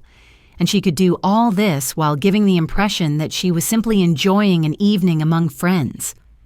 Winston, for his part, was aware of the work she was doing on his behalf, though perhaps not of its full scope. There were times when he teased her about her behind-the-scenes maneuvers, and she would smile without confirming or denying. She wanted him to believe that his own merit was the decisive factor, and in truth, she believed it was. Her efforts were simply the scaffolding that allowed the structure to rise more quickly and securely. By the spring, his standing in the Commons was notably stronger. He was being invited to speak at events where, months earlier, his presence might have been questioned. Newspaper articles mentioned him with a tone of interest rather than mere curiosity. Jennie saw in all this not only the progress of her son's career, but also the culmination of a certain philosophy she had long held. That opportunity was rarely a matter of luck alone, but of preparation, connection, and the willingness to act in the spaces others overlooked. Still, she did not allow herself to grow complacent. Politics was a shifting ground, and she had seen enough reversals to know that today's advantage could vanish overnight. The summer social season would bring its own demands, receptions at which absence might be interpreted as decline, conversations in gardens and on terraces, where a chance remark could open or close a door. She would be ready for them, just as she had been ready for the quieter, more deliberate work of winter. And through it all, she kept a careful watch on Winston, not to restrain him, but to understand the shape of his trajectory. She knew that there would come a point when he would have to navigate these waters entirely on his own, when her influence would be more symbol than substance. But for now, the corridors of Westminster still echoed faintly with her step as she moved from one conversation to the next, her gloved hand brushing the marble rail, her mind always a few moves ahead. By the time she emerged into the pale spring sunlight outside the Palace of Westminster one afternoon, the air smelled faintly of river water and new leaves. The noise of the city seemed sharper after the muffled hush of the corridors. She paused for a moment on the steps, the sunlight glinting on the clasp of her handbag, before descending into the waiting carriage. Somewhere ahead lay the evening's dinner, the next conversation, the next thread to weave into the larger tapestry she had been quietly stitching for years. The carriage wheels hummed softly over the uneven stones as she left Westminster that afternoon, the scent of the river still clinging faintly to the air inside the cab. Through the window, London unfolded in its familiar sequence: broad avenues edged with plane trees, narrower streets alive with the jostle of carts and pedestrians, the dim interiors of shops glimpsed for a moment before sliding away. Yet her thoughts, though still carrying the cadence of the afternoon's political exchanges, were already drifting toward another stage entirely, one lit not by the pale sun slanting across the Thames, but by gas lamps and the glow of footlights. The theater had always drawn her in some quiet way, even when her life was too crowded with other obligations to give it more than passing attention. She remembered from her girlhood in New York the thrill of stepping into an auditorium as the chandeliers dimmed, the hush that spread through the crowd like a shared breath, and then the moment when the curtain lifted to reveal a world that existed only within the narrow frame of the stage. In Paris, she had seen productions that shimmered with elegance, where the audience itself seemed half the spectacle. In London, the theaters had a more varied character, some grand, others tucked into side streets where the boards creaked and the paintwork bore the marks of years, but all carried that same sense of possibility. It began with an introduction, as so many turns in her life had. A friend, knowing her quick mind and her way with conversation, brought her into the company of an actor-manager who was seeking patrons for a new venture. The details were modest at first: a production in need of backers, a script that might be improved with a little outside perspective. But as she listened to him speak, she felt a flicker of curiosity, not unlike the one she had known in the early days of a political campaign. Here, too, there was a stage to be set, an audience to be persuaded, an effect to be achieved. She began attending rehearsals, at first as an observer, content to watch from the shadows of the auditorium as the cast moved through their paces. There was a rawness to these early runs, the missed cues, the uncertain inflections that she found oddly compelling. Away from the polish of an opening night, the theater was work, voices trained, gestures refined, lines rewritten. It was, she realized, a world that combined the precision of politics with the fluidity of art, and it suited her instinct for shaping without overtly controlling. Her involvement deepened. She offered suggestions on pacing, on the flow of dialogue, on how a scene might better hold the audience's attention. Sometimes these ideas were met with polite nods, other times with genuine enthusiasm. She learned to gauge which actors welcomed such input and which bristled at it, adjusting her approach accordingly. Her ear for rhythm, trained by years of listening to speeches, proved equally valuable in catching the cadences of a script. Before long, her name appeared discreetly in a program, noted as a contributor to the production. She felt a quiet satisfaction in that, less for the public acknowledgement than for the knowledge that she had helped bring something to life. The night of the premiere, she sat in the darkened house and felt the electric thread that runs between stage and audience. The laughter, the held breaths, the collective sigh as the curtain fell, all were a kind of unspoken conversation, and she found herself listening intently to it. The work was different from the political maneuvering she knew so well, yet there were parallels she could not ignore. In both, there was an element of performance, of choosing when to reveal and when to withhold, of creating an impression that would linger after the immediate moment had passed. In both, the outcome depended not only on skill, but on timing, on reading the room and adjusting in real time. And in both, success was never final. Each play, like each campaign, was only as good as its reception, And the next challenge was never far behind. Her involvement in theater was not without its raised eyebrows. There were those in her social set who regarded it as a frivolous diversion, unbecoming of a woman with her standing. Others, more bluntly, saw it as a world of questionable morals, a place where respectability was always in danger of being blurred. Jennie, as ever, allowed such opinions to pass without rebuttal. She knew the worth of the work she was doing, and she valued the space it gave her to move outside the more rigid confines of her usual sphere. At home, the shift was noticeable in small ways. Scripts lay open on her writing desk beside political correspondence. Invitations to rehearsals found their way into the same pile as dinner cards. Even her conversations with Winston sometimes touched on the theater. He, with his own gift for oratory, was quick to recognize the value of its lessons in presence and persuasion. She would tell him of a particularly deft bit of stagecraft, and he would nod, seeing in it the same principles he employed in the Commons. Her second husband regarded her theatrical ventures with a mixture of amusement and respect. Though not deeply involved himself, he attended the openings she asked him to, offered opinions when solicited, and seemed to appreciate the energy it brought to her. They were, in this at least, content companions, each with pursuits that allowed them a measure of independence without eroding the shared parts of their life. As the seasons turned, she began to think more ambitiously about her role in the theater. Writing had always been a quiet habit of hers. Letters, journal entries, occasional articles for publications that valued her insight, and she began to consider shaping a play of her own. The idea was not to create something wholly from nothing, but to adapt, to take an existing piece and draw out what might be most engaging for a contemporary audience. It was another form of editing, another act of refinement, and one that appealed to her sense of craft.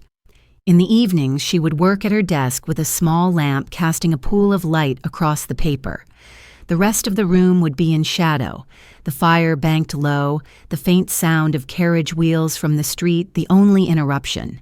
She would read a passage aloud, hearing how it landed in the air, making small changes to bring it closer to the rhythm she sought. It was meticulous work, yet it felt less like labor than like discovery. By the time the leaves in St. James's Park began to turn, she had a script she was willing to share. She brought it to her friends in the theater, received their feedback, and adjusted accordingly.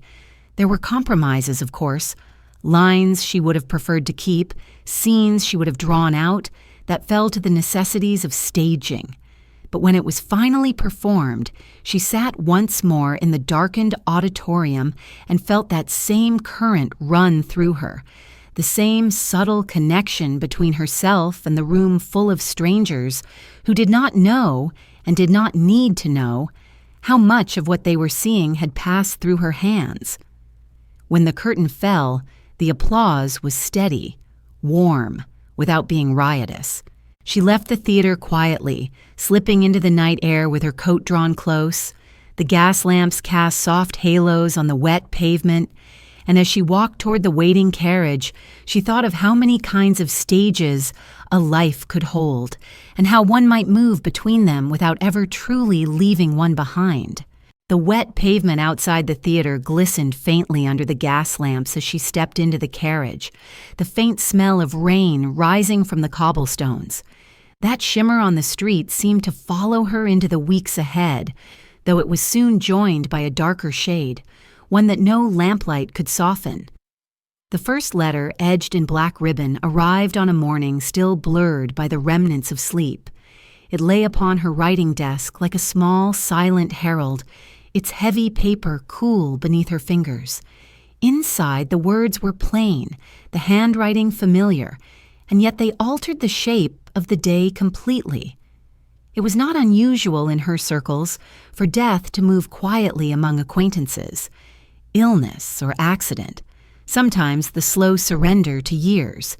But this letter was not an isolated event. Within weeks, another came, its border no less stark, the ink no less final. Some losses were distant, the names belonging to those she had not seen in years.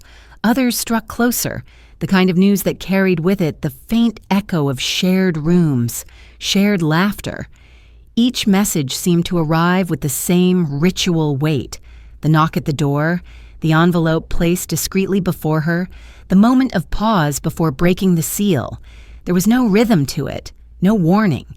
The days between could be busy, even joyful, before the arrival of another narrow packet returned her abruptly to the reality that the map of her life was slowly being redrawn by absence.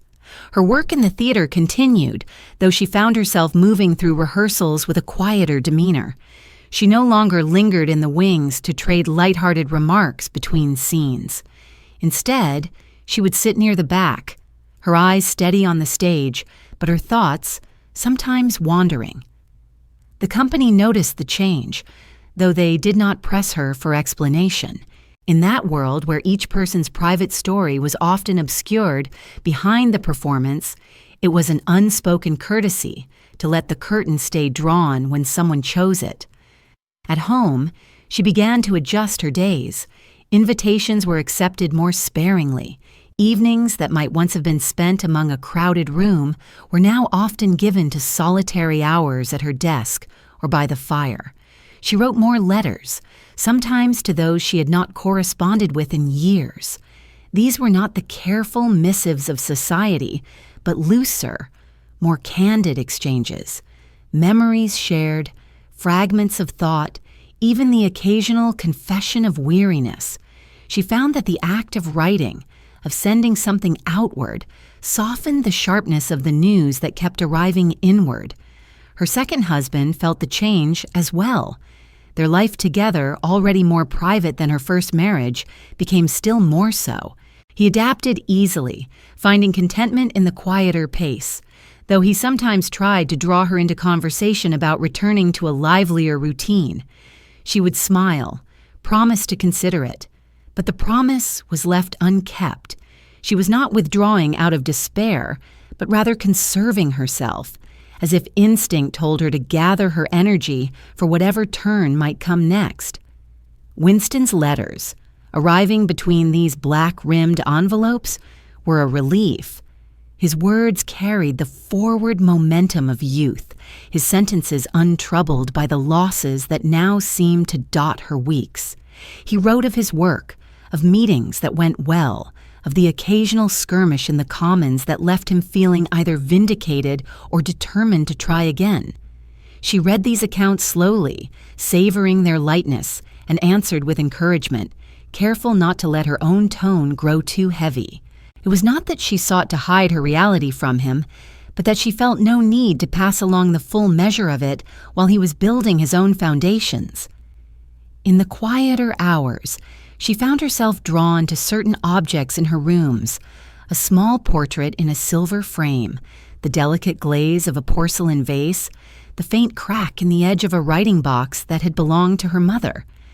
These were not things she had paid much mind to in busier years, but now they seemed to hold the texture of continuity, a thread that tied the present to something before. She would touch them lightly as she passed, as if acknowledging their place in the long sequence of days. Her finances, never entirely straightforward despite her connections, required more attention during this period.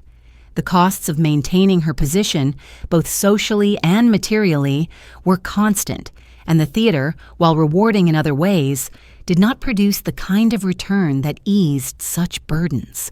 She began to consider which ventures could be kept and which might need to be set aside.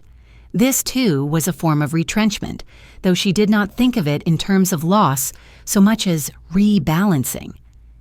The season passed with fewer public appearances than in previous years. When she did attend an event, her presence was noted precisely because it had become rarer. In such moments, she found the reception warmer, the greetings more genuine, as though the scarcity of her company had increased its value, but she did not seek to expand these occasions. They remained carefully chosen, each one requiring its own quiet preparation. By late winter, the rhythm of her days had settled into something slower, but not stagnant. She read more, sometimes aloud to her husband in the evenings. She walked in the park when the weather allowed, the bare branches arching overhead like the ribs of some vast, patient structure. She kept up her correspondence, her handwriting steady even when the news she recorded was not. The arrival of yet another letter edged in black late that season was met not with surprise, but with a long, measured breath. She placed it beside her on the desk before opening it, finishing the lines she was writing in another letter first. The news was sad, but the ritual was familiar now, and she had learned how to fold it into the day without letting it overtake it. There was a steadiness in this, a sense that she could bear the weight without allowing it to tilt her course entirely. Still, there were moments when the absence of certain voices, certain faces, caught her unprepared. Passing a shop where she had once waited in the rain with a friend long gone, she might feel the memory rise sharp and unbidden. Seeing a particular shade of silk in a draper's window could stir the recollection of a gown worn to an evening she would never repeat. These moments were not constant, but they were enough to remind her that even in retrenchment, the past moved alongside her, just at the edge of sight. As spring approached, she found herself looking ahead without quite knowing what she was looking toward. The letters in black ribbon had slowed, though not stopped. The theater awaited her return in fuller measure, and Winston's career was gaining the kind of momentum that would soon make greater demands of her attention. She sensed that the quiet season was nearing its end, and with it the long, measured evenings that had given her both rest and reflection. But for now, as the last of the fire's embers settled into ash, she was content to sit a while longer in the stillness, the sound of the city softened by distance, the lamplight falling in a warm circle over her desk. Outside, the air was turning toward green again, though she could not yet see it. The sense of early spring that had hung in the air during those last quiet weeks gave way in her next chapter to the sharper brightness of another latitude altogether. The sky above the Riviera was a blue too deep to be English, and the sea below it carried a shifting green that seemed to change with every hour. The air was soft but not still. It came salted from the water and scented with the faint resin of pines clinging to the slopes. It was there, far from London's damp stone and the measured rhythm of its streets, that her life took the turn no one had expected, perhaps not even herself. The journey south had begun as a respite. Friends, aware of the quiet strain that had marked her recent seasons, had urged her to take the sun, to step away from the city's endless invitations and its constant undercurrent of watchfulness. She traveled with a small entourage, the packing light compared to the trunks required for a London season, and arrived to find a world where mornings opened onto terraces above the sea, and afternoons were given to slow walks along the promenade, the horizon unbroken except by the occasional sail. It was in this softened, sunlit rhythm that she came into the company of a man younger than herself by more than 2 decades, a British officer whose eyes held a kind of steady warmth that contrasted with the brash eagerness of many younger men she had known. Their first meeting was without ceremony, a simple introduction at a gathering on a villa terrace, the air alive with the sound of water striking the rocks below. He spoke easily without the careful calculation she often encountered in London, and she found herself answering in kind. What followed was not the fevered haste of youthful courtship, but a gradual recognition. They walked together in the mornings, the path edged with wildflowers and the sea's light shifting in the spaces between olive trees. They took tea in shaded courtyards where the stone was warm to the touch, speaking of places they had each known, of books, of music. He listened in a way that was rare in her experience, his attention unbroken, his questions unhurried. There was, of course, the matter of difference, the years, the worlds each had already lived through. She was not blind to it, nor to the fact that such a match would be met with raised brows and perhaps outright censure in certain quarters. Yet the Riviera had its own air, one that seemed to loosen the bindings of convention. Here, Away from the measured glances of Westminster and Mayfair, life could be considered in different terms. The proposal, when it came, was as simple as their first meeting. There were no grand declarations, no orchestrated moment. He asked one afternoon as they walked back from the harbor, the scent of drying nets in the air, the sun still bright though the day had begun to lean toward evening. She looked at him for a long moment before answering, not out of hesitation, but as if testing the feel of the decision in her mind. Then she said yes, the word falling between them like a stone dropped into still water, sending out ripples that would touch every shore of her life. The wedding was quiet, almost austere in its lack of ceremony. A handful of friends stood witness, the vows spoken in a small salon where the windows stood open to the sea breeze. She wore a dress of pale silk, unadorned but for a thin chain at her throat, her hair swept up with a few soft strands left loose by the wind. There was no veil, no long procession, only the exchange of words and the meeting of eyes that both understood the choice being made. News traveled quickly, as it always did, and by the time they returned to England, the marriage had been discussed in all the circles that concerned themselves with such matters. Some found it romantic, others imprudent. There were those who murmured about the age difference, as though it were a greater barrier than the realities of temperament or shared purpose. Jennie met each reaction with the same calm she had always maintained in the face of public opinion. She had made her choice, and it was hers to live. Life in this new marriage was different in texture from either of the two before. There was less formality, fewer obligations dictated by tradition or politics. Her husband's career kept them in motion, and she adapted easily to the smaller, more transient households that such a life required. She had long since learned that home was not always a fixed address, but the set of objects and rituals one carried along the way. A writing desk, a favored chair, the particular blend of tea she preferred in the mornings. In public, they appeared content, and in private there was an ease between them that she valued. Yet the world beyond their walls did not cease its forward movement. Winston's political star was rising quickly now, his speeches drawing larger audiences, his name appearing more frequently in the press. She followed his progress closely, her pride in him undiminished by distance. Letters passed between them, carrying news of his campaigns and her quieter life, their tones a blend of affection and mutual respect. There were, inevitably, moments when the differences in age and experience showed themselves. He was sometimes restless, eager for diversions she no longer found compelling. She, in turn, could be sharp when his attention wandered from the matters she considered important. But these were not rifts so much as shifts in the weather, noticed, felt, and then moved past.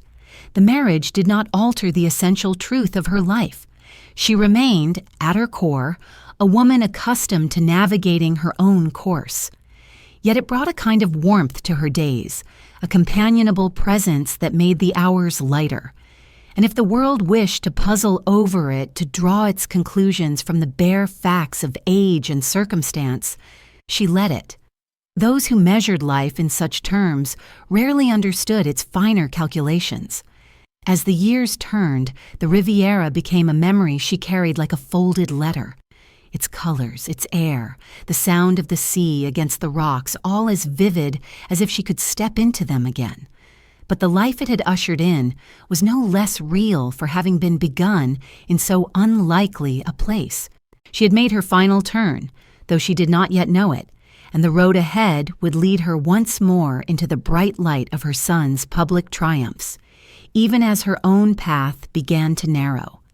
On certain evenings in London, when the air was unusually clear and the western sky caught the last light in a band of deep gold, she would find herself recalling that walk from the harbor, the quiet question, and the words she had spoken without regret. The city's noise would surround her, the bells marking the hour, the distant rumble of carriages on wet stone.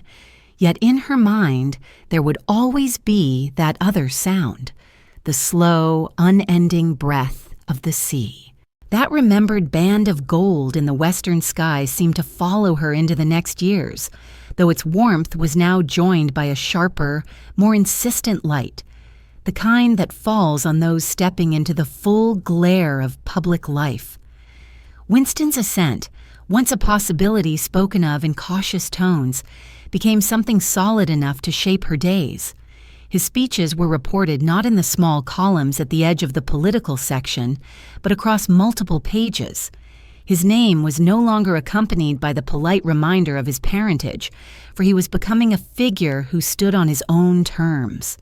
From her vantage point, Jennie could see both the bold sweep of his rise and the finer threads that wove it together. There were the invitations that now arrived in greater number, bearing the crests of households and institutions that once regarded him as promising but unproven. There were the murmured endorsements overheard at dinners, the shifting in tone from certain voices in Parliament, the way even old rivals began to frame their disagreements with him in terms of respect. She moved easily in this changing air, at once proud and cautious. Pride, because she had always known he was capable of this. Caution, because she also knew how swiftly the tide could turn. The London she walked through in those days seemed tuned to his name. A cabman would glance at her when she gave an address and mention having read about Mr. Churchill's latest speech. A bookseller, noting her selection, would comment that her son's book had been selling steadily. It was a peculiar form of recognition, not entirely her own, yet shaped by the life she had built for him. At home, their conversations had a new weight.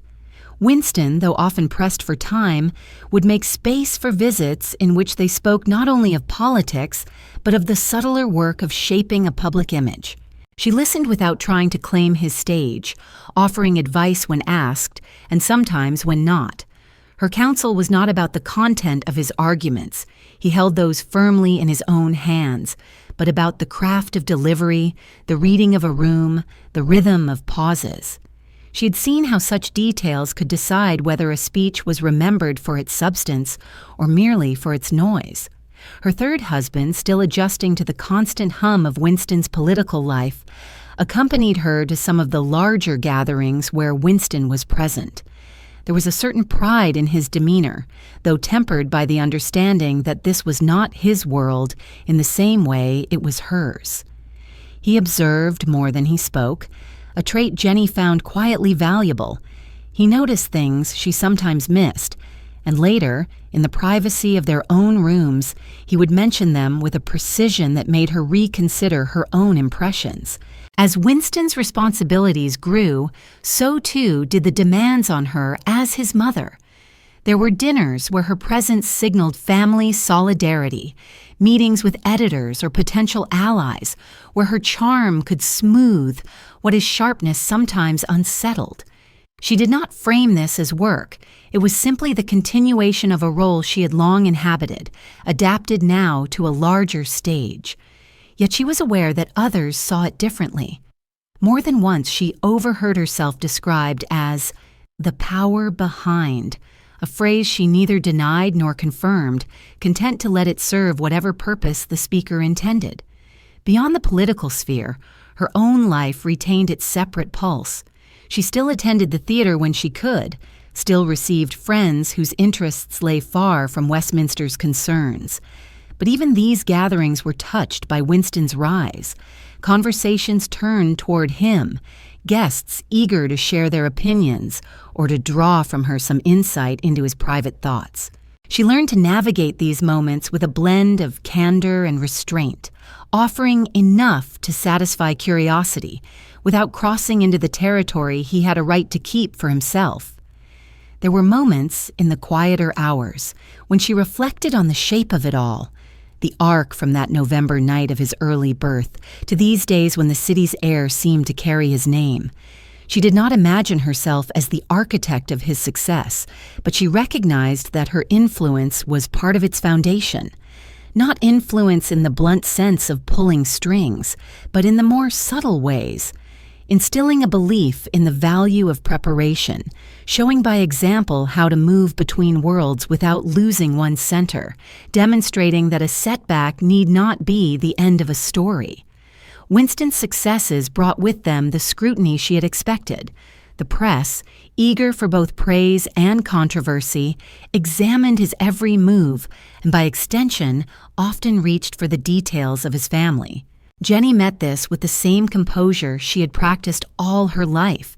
She could not control the narratives others wrote, but she could ensure that her own actions offered them little to embellish. Her days became a careful balance of public and private, of supporting without overshadowing. She would sit in the gallery during a particularly significant debate, her face a still point among the shifting expressions of the audience, and afterward greet him with the same warmth, whether the outcome had been victory or frustration. At home, she kept her counsel on matters she knew would weigh on him, choosing her moments for frankness with the precision of a strategist. The pace of his rise meant that seasons seemed to turn more quickly. One spring, he was invited to speak at an event that, years earlier, would have seemed a distant ambition. By the next, he was at its center, his speech reported in full in the following day's papers. Each milestone brought with it a new circle of acquaintances, a fresh set of demands, and she adapted alongside him, keeping pace without stepping ahead. Yet for all the satisfaction in seeing him ascend, there was also an awareness, faint but persistent, that her own time in the role she had so carefully balanced was not indefinite. Life has a way of shifting its focus, of drawing the light away from one figure toward another. She was content with that, so long as she had the chance to see him firmly established, before the shadows lengthened too much in her own corner of the stage. On a mild evening in early summer, she attended a reception in his honor. The windows of the room were thrown open to let in the scent of jasmine from the garden beyond, and the hum of conversation wrapped itself around the steady ripple of laughter.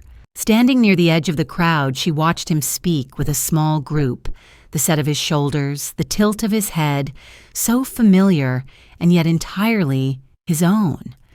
There was a moment as he gestured to make a point when the light caught his face in a way that drew her back across the years to the child who had once stared up at her with the same clear gaze. She turned slightly then, letting the noise of the room fade into the background, and looked out into the garden where the air was cooler and the shadows longer. The jasmine scent was stronger here, mingling with the faint tang of city air. Somewhere beyond the clipped hedges, the murmur of voices continued, the current of his life flowing forward with a momentum that would carry it far beyond her own reach. The scent of jasmine from that summer evening seemed still to linger when the air in her life shifted without warning, replaced by something sharper, metallic and close. It happened on an otherwise ordinary day. One of those mornings that begin without hint of alteration, when the light falls gently across the carpet and the house hums with its usual rhythm. She had been descending the stairs, her hand resting on the smooth curve of the banister, polished by years of use, when her footing caught, not badly at first, just enough to unsettle her balance.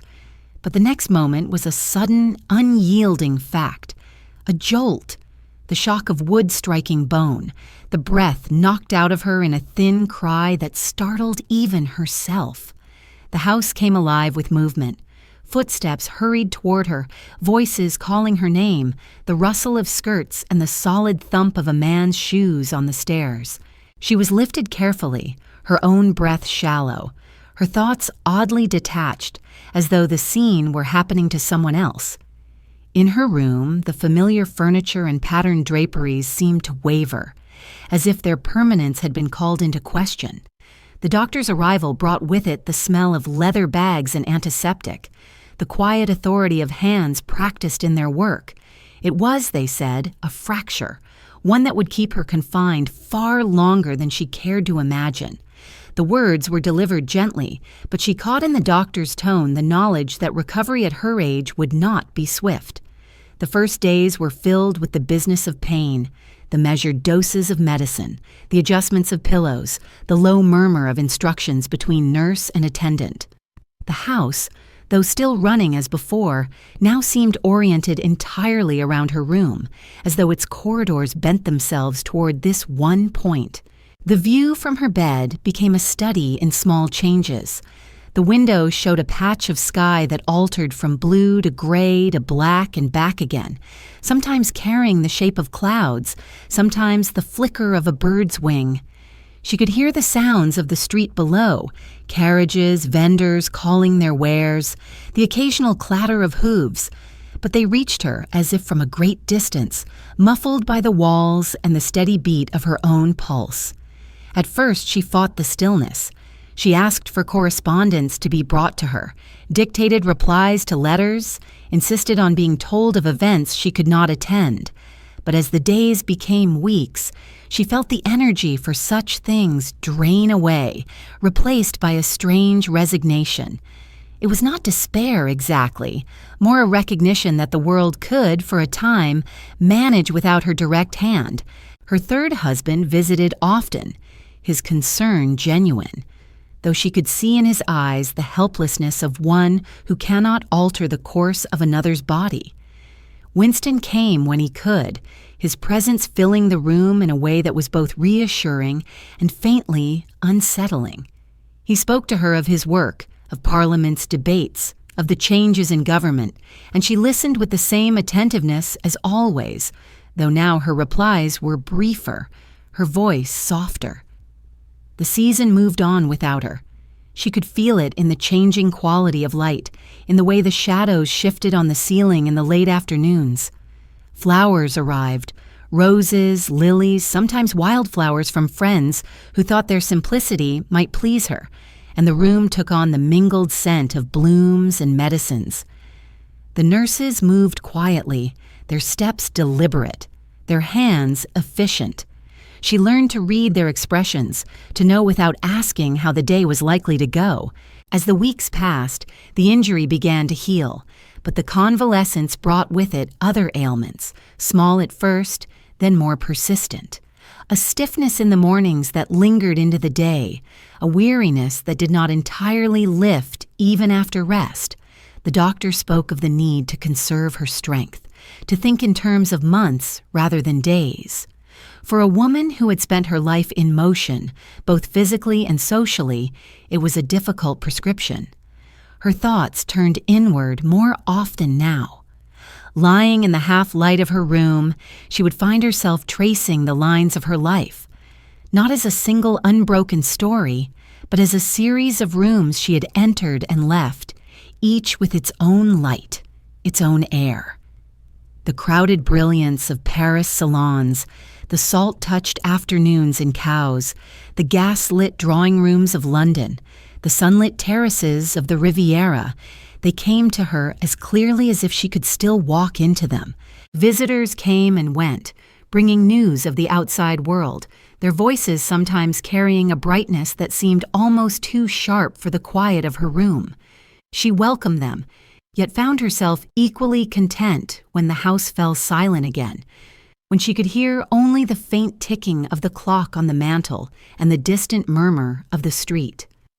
In those moments she felt suspended between presence and absence, part of the world yet removed from it. There were days when Winston's visits coincided with her stronger hours. He would sit by her bed, leaning forward slightly as he spoke, his hands moving in the air as if shaping the sentences. She watched him with the same mixture of pride and caution she had always felt, noting the deepening of his voice, the steadier set of his shoulders. She thought of the small boy who had once raced down these same stairs, his laughter filling the hall, and wondered if he remembered those days as clearly as she did. Recovery was uneven. Some mornings she could sit up for an hour, take tea by the window, even write a letter in her own hand. On others, she remained in bed, her body reminding her of its limits. She began to think less in terms of a return to her former pace, and more in terms of what could be preserved, what parts of her life could still be carried forward, even if in altered form. By the time autumn approached, she could walk the length of her room unaided, though the stairs remained out of reach. She accepted this with a kind of measured grace, understanding that her days of moving freely through the city were likely fewer now. The garden she could see from her window took on the deep greens of late season, the light lower, the air carrying a hint of wood smoke. One evening, as the lamps were lit and the nurse closed the curtains against the cooling air, she felt the house settle around her. Somewhere downstairs, the faint notes of a piano drifted upward, a melody she half recognized but could not name. She lay back against the pillows, the music mingling with the scent of lavender from the linen, and thought, not for the first time, that life's final chapters often begin not with grand declarations, but with a simple, unexpected misstep on a familiar staircase. The faint melody from the piano downstairs lingered in her thoughts long after it had faded, becoming a thread that wove itself into the stillness of her room. In the days that followed, as her strength allowed her to move about more freely within those four walls, she began to turn her attention to the small tasks that had long been deferred. One afternoon, when the light from the window was soft and steady, she asked for the writing desk in the corner to be unlocked. It had stood there for years, its polished surface reflecting the seasons in the faint shifting of its grain, but the drawers had not been fully opened in some time. The nurse brought the key, turning it in the brass lock until it gave with a quiet click. Jennie eased herself into the chair, the wood cool beneath her hands, and began to sort through the contents. At first, it was the usual accumulation, calling cards from people long gone, playbills from evenings at the theater, receipts folded and yellowed.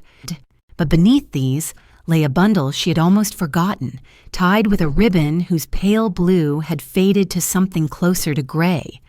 The knot was still neat, though the fabric frayed at its edges, and as she lifted it, a small puff of dust rose into the air, carrying with it the faint scent of paper that had been kept too long from the light. Inside were letters, dozens of them, perhaps more. Some bore familiar hands, the ink still dark, the signatures from friends, family, even acquaintances. She had met only briefly, but with whom she had once exchanged thoughts on paper. Others were in her own hand, but they had never been sent. Their envelopes were addressed, some even sealed, yet the stamps were absent, as if the act of writing had been enough and no further step was required. She untied the ribbon and began to read. There was one, written years ago, to a friend in Paris, describing an evening of music in such detail she could almost hear it again. Another, to Randolph in the early months of their marriage, its tone brisk but warm, recounting some small domestic success.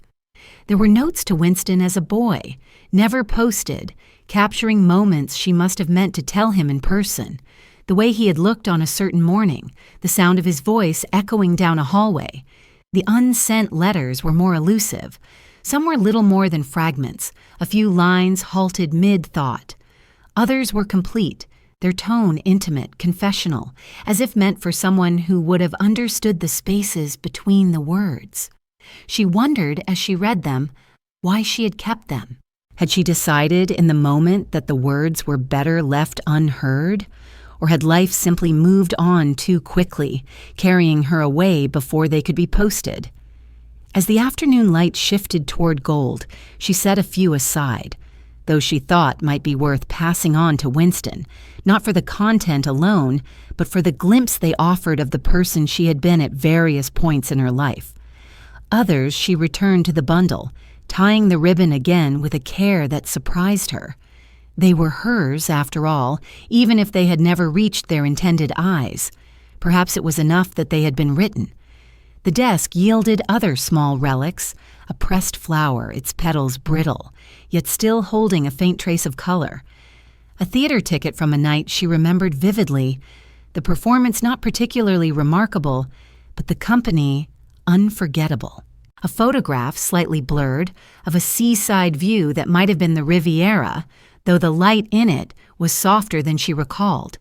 These she handled slowly, letting each one draw its thread of memory before setting it down again. In the days that followed, she returned to the letters more than once.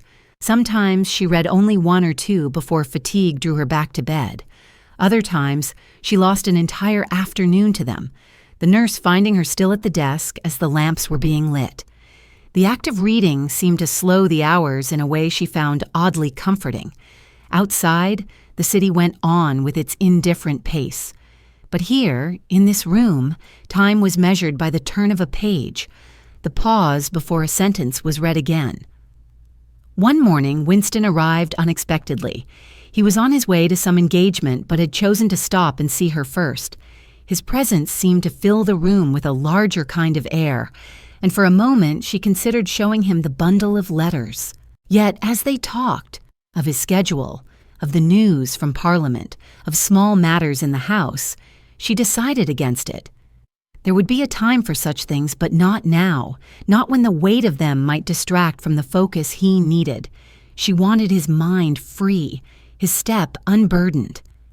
After he left, she took one of the unsent letters from the bundle and read it again. It was addressed to no one in particular, written on a night when the sound of rain had kept her awake. In it, she had reflected on the strange ways a life accumulates, how people enter and depart, how moments that seem fleeting at the time can later define whole years. She had signed it simply with her initials, as though she herself were uncertain whether it should bear her full name. By late autumn, the ritual of visiting the desk had become part of her days. The nurse no longer asked if she wished to open it. She would simply ensure the chair was ready and the lamp lit when the light began to fade. The room would grow warm from the fire, and outside the early dark would close in around the edges of the city. The sound of carriages on the wet streets below was a steady backdrop, sometimes broken by the sharper clatter of a faster pace, a rider or a cart with urgent business.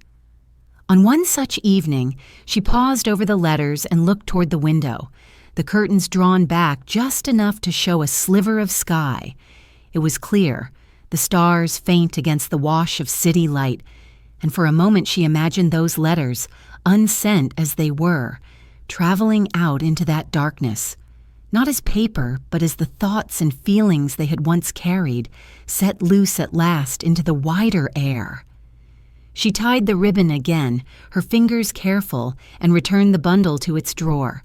The key turned in the lock with the same quiet click, sealing them away until some future day, or perhaps forever. Some words, she thought, are meant to live only in the moment they are written, their truth no less real for never being read.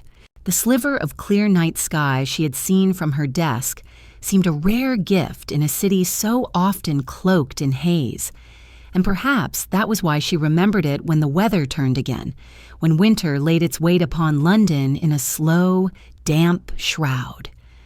The fog came early that year, thickening the afternoons until gas lamps glowed like dim coins suspended in the murk, their halos swallowed quickly by the gray. From her window, the view narrowed to little more than the opposite wall and the faint silhouettes of passers-by moving through the muffled air. The sound of the city altered, too. Footsteps softer, carriage wheels less sharp, voices carrying only as far as the next corner before being lost. Her world had already been reduced to smaller distances, measured now in the few paces between bed and chair, desk and window.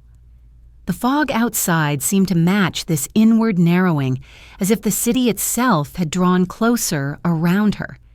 She did not resist it. There was a strange comfort in knowing the world beyond her door was blurred, its edges softened, its pace slowed. The days took on a rhythm of quiet visitation. Friends came in twos and threes, their coats still damp from the weather, bringing with them the faint smell of cold air and wool. They spoke gently, though not always of gentle things, news of Winston's speeches, reports of shifting alliances in Parliament, the passing of acquaintances. She listened, her responses brief but attentive, her interest undiminished even as her strength ebbed. Between these visits, the house settled into stillness. the ticking of the mantel clock and the faint hiss of the fire, the only constant sounds. Meals were small now, more for the ritual than the sustenance. She took tea slowly, the porcelain cup warming her hands, the steam rising to touch her face before vanishing into the coolness of the room. The nurse kept a steady watch, her movements unhurried, her voice low. Sometimes they would speak of ordinary things, the state of the flowers in the hall, the weather's hold over the city. But often they sat in companionable silence, each content to let the other's thoughts drift where they would. Winston came as often as he could, his presence filling the room with a vitality that seemed to push back the dimness. He would sit close, his voice carrying the same energy it always had, telling her of debates, of travels, of the currents that were shaping his own path. She could see in his face the man he had become, and in certain angles the boy he had once been. There were moments when she felt as though she were seeing both at once, and in those moments she said little, preferring to hold the image quietly within herself. There were days when her thoughts turned to the many rooms she had occupied in her life, each with its own light and air. The salons of Paris, the drawing rooms of London, the sunlit terraces by the sea. They came to her now as if seen through open doorways, each one familiar yet just out of reach. She did not dwell on them with longing. Rather, she let them pass like pages in a book, knowing that the story they held was already complete. The fog thickened as the year turned, seeping even into the air of her room. The fire was kept burning, but the chill lingered at the edges. At night, the city's usual restlessness was muted. Even the bells from the nearby church tower sounded as if they had been wrapped in cloth. She slept more often, sometimes in short dozes during the day, sometimes for long stretches that blurred one evening into the next morning. The dreams that came were neither vivid nor troubling. They were more like gentle currents, carrying her through half-lit waters without urgency. One night, near the end, the nurse left the curtains slightly open, and she woke to see the faint glow of a lamp across the street, its light trembling in the fog. The air was so still she could hear the soft fall of moisture against the glass, a sound like the slow breathing of the city itself. She lay there for a long while, her thoughts unhurried, moving from one face to another, one voice to another, as though making a quiet inventory. In the final days, she spoke less, though when she did, her words were clear.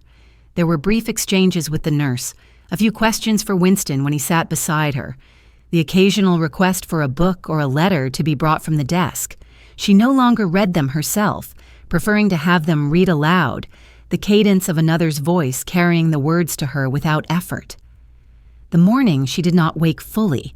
The fog had begun to lift outside, revealing the damp gleam of the streets.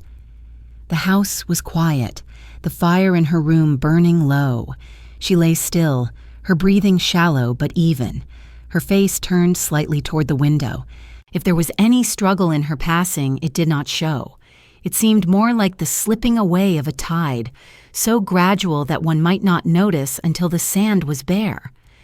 By midday, the news had begun to move outward, carried first by those in the house, then by messengers into the city's tangle of streets.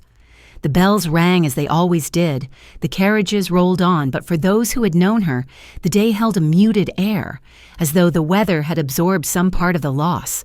Winston, informed while in the midst of his duties, came at once, the weight of the moment settling into his features, even before he stepped through the door.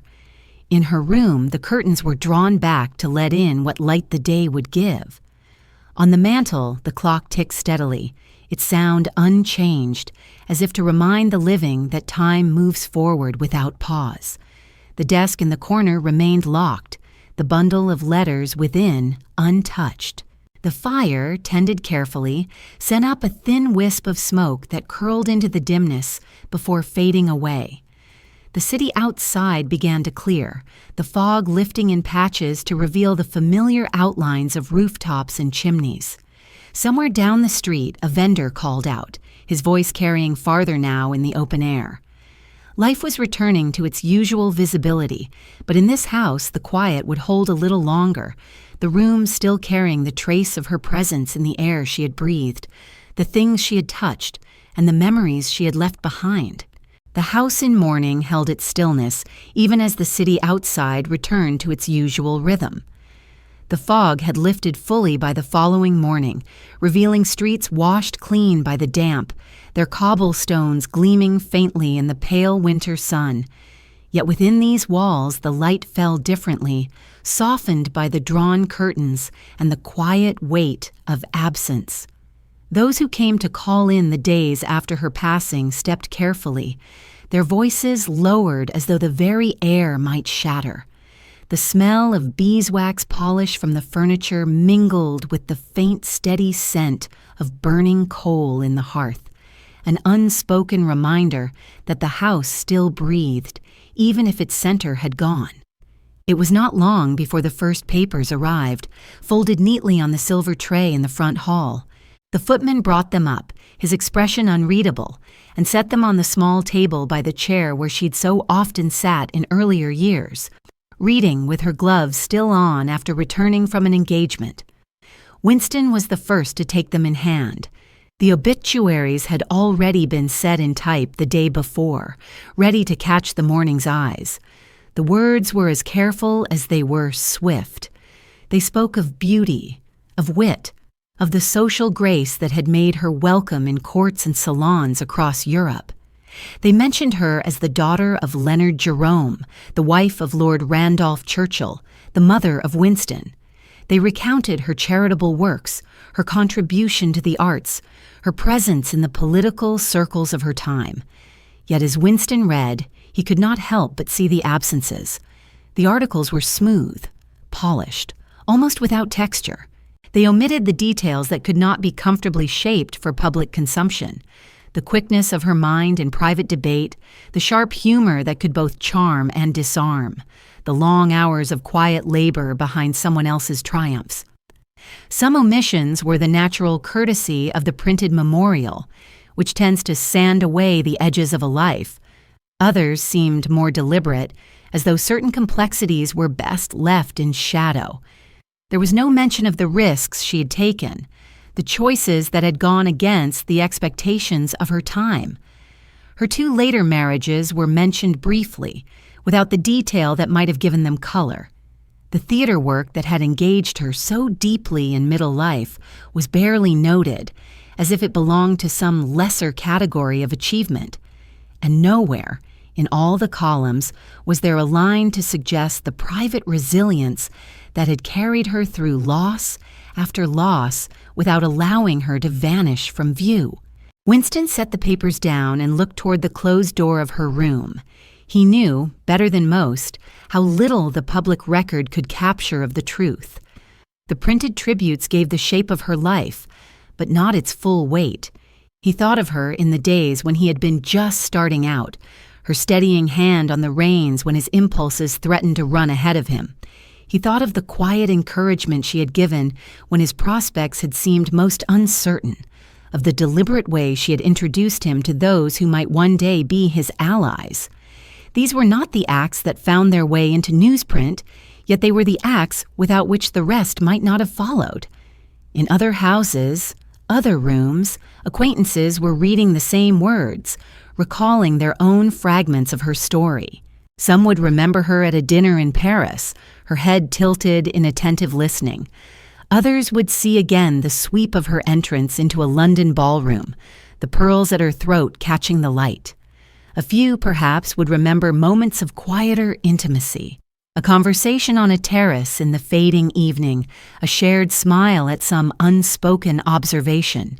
Each memory, like each printed obituary, would be partial, true in itself, but incomplete in the whole. By the second day, letters began to arrive in greater number. They came on heavy paper, in envelopes of cream or gray, bearing handwriting as varied as the lives she had touched. Some were formal notes of condolence, written in the measured phrases of social etiquette. Others were warmer, recalling specific moments, expressing gratitude for kindnesses that might have been long forgotten by anyone but the recipient. Winston read many of them himself, setting aside those he thought might be kept with the letters she had guarded in her desk. There was a symmetry in that, the living adding their voices to the unsent words she had chosen to preserve. The days between her death and her burial moved in a slow procession of their own. Arrangements were made with the same quiet precision that had marked her household in life. The rooms were kept in order, the fire in the drawing room never allowed to go out. The air scented faintly with the lilies and roses that continued to arrive. The mirrors in the main hall had been covered, a gesture as much about tradition as about any superstition, and the heavy drapes muted the sound from the street. When the day came, the service was conducted without unnecessary flourish, as she might have wished. The church was cold, the stone floor echoing softly under the measured tread of the mourners. The words spoken from the pulpit were chosen with care, drawing on the same blend of admiration and restraint that had filled the printed columns. Winston sat near the front, the folded papers in his pocket, though he did not take them out. He listened, his gaze steady, his thoughts elsewhere, in other rooms, other seasons, in the many private moments that no congregation could see. Afterward, as the small procession moved away, the city resumed its pace around them. Carriages passed, their drivers flicking reins with the same attention they would give any day. Shopkeepers arranged their windows. Children ran along the pavement, the life of London flowing on as it always did. The headlines in the afternoon papers had already turned to other matters: parliamentary debates, international dispatches, the progress of some new venture in industry. Back at the house, the flowers were rearranged, the fire stoked, the front hall set in quiet order. The obituaries lay neatly stacked on the side table, as though awaiting rereading. But Winston did not reach for them again that day. He knew they would say no more than they already had. What remained now was the slower work of memory, of deciding what to keep and what to let fade, of recognizing that no single account could hold the entirety of a life. In the evenings that followed, he sometimes found himself listening for the sound of her step in the corridor, the faint rustle of her skirts as she entered a room. When those did not come, he turned instead to the remembered cadence of her voice, the way she could make a single word carry both encouragement and warning. That, at least, the newspapers could not omit. That was his to keep, entire and unaltered for as long as he chose to remember. In the weeks after the service, Winston found that his mother's voice had taken on a new kind of presence, no longer heard in the rooms they had once shared, but somewhere deeper, in the quiet interval between his thoughts and the words he spoke aloud. It was not a constant sound, not something that interrupted his daily work, but rather an undercurrent, surfacing unexpectedly when he stood at a lectern or rose from the green benches in the Commons to address the House. A turn of phrase would fall into place with a certain weight. A pause would hold just long enough to draw the room toward him, and he would feel, almost without intending it, the faintest echo of her cadence. He knew her voice well, had studied it unconsciously for decades. The clear enunciation shaped in both American and European drawing rooms, the measured modulation that could warm or sharpen a remark depending on the company, the instinct for rhythm that came from both musical training and an acute sense of her listener's attention. She had spoken as someone aware that words could land in many ways, and that the choice lay in how one set them down. Now, in his own speeches, he noticed these qualities surfacing, not as mimicry, but as something absorbed so completely it had become part of his own style. At public events, he often felt the same energy she had once commanded, that subtle shift in a room when the speaker holds it without force, when people lean in not because they must, but because they want to. He recalled seeing it in her during those evenings when she had guided conversation as deftly as a conductor leading an orchestra, letting certain themes swell while others quietened into the background. It was in the way she could set her eyes on a single person and make them feel, for that moment, like the center of the gathering. Winston found himself doing much the same, whether with a fellow member of Parliament or an entire audience. In private moments of preparation, he would sometimes remember the advice she had given him early in his career, to imagine that one was not speaking to a crowd, but to a single mind that might be persuaded, to keep one's dignity even in disagreement, and never to underestimate the value of leaving something unsaid. He had resisted that last part in youth, believing that every thought deserved to be aired, but time and experience had proven her right often enough to make him reconsider. Now, when he allowed a silence to rest just long enough for its meaning to be felt, he knew he was drawing on her counsel. Friends and colleagues occasionally remarked on the distinctive shape of his oratory. Some ascribed it to his reading, his habit of studying history and literature. Others pointed to his time in the army where clarity and brevity were valued. But Winston knew the roots went further back, to the way she had read aloud to him as a boy, giving each sentence a kind of architecture, to the long conversations they had held across a table, her remarks precise yet carrying more than the words alone. Even in the midst of political battle, when the exchanges were sharp and the pace unrelenting, he felt her presence. In moments when he might once have replied too quickly, he heard in memory her slight intake of breath, the way her eyes would narrow just enough to signal that a more measured answer was called for. It did not make him cautious, he was rarely that, but it made him deliberate. He found he could still be bold without being reckless, still deliver the blow without losing the room. There were times, too, when he felt her influence in ways that could not be traced to any particular advice. It was in the conviction that one's public image was not an accident, but something to be shaped with care, in the understanding that alliances were as much about personal trust as political agreement, in the belief that charm, when used sparingly and sincerely, could achieve what argument alone could not. These were lessons she had lived rather than lectured, and in living them, she had left them for him to find. When he spoke of her in conversation, he did so without sentimentality, preferring to let the facts of her life speak for themselves. Yet in certain company, old friends, trusted colleagues, he would allow a note of affection to enter his voice, a brief acknowledgement of the role she had played. He might recall her presence in Paris, her tireless movement through London society, her theater ventures, or the quiet resilience with which she had faced personal loss. Always, though, he returned to the same conclusion, that she had been, in her own way, as much a political being as any elected official, and that much of what he knew about navigating the public stage had begun with her example. Late in the year, as he prepared a speech of unusual importance, he found himself lingering over certain passages, adjusting their rhythm as if he could still see her across the table, raising an eyebrow in approval or tilting her head in suggestion. When he delivered it, the words carried the balance he sought, the mix of conviction and poise that could hold both friend and opponent in the same attentive silence.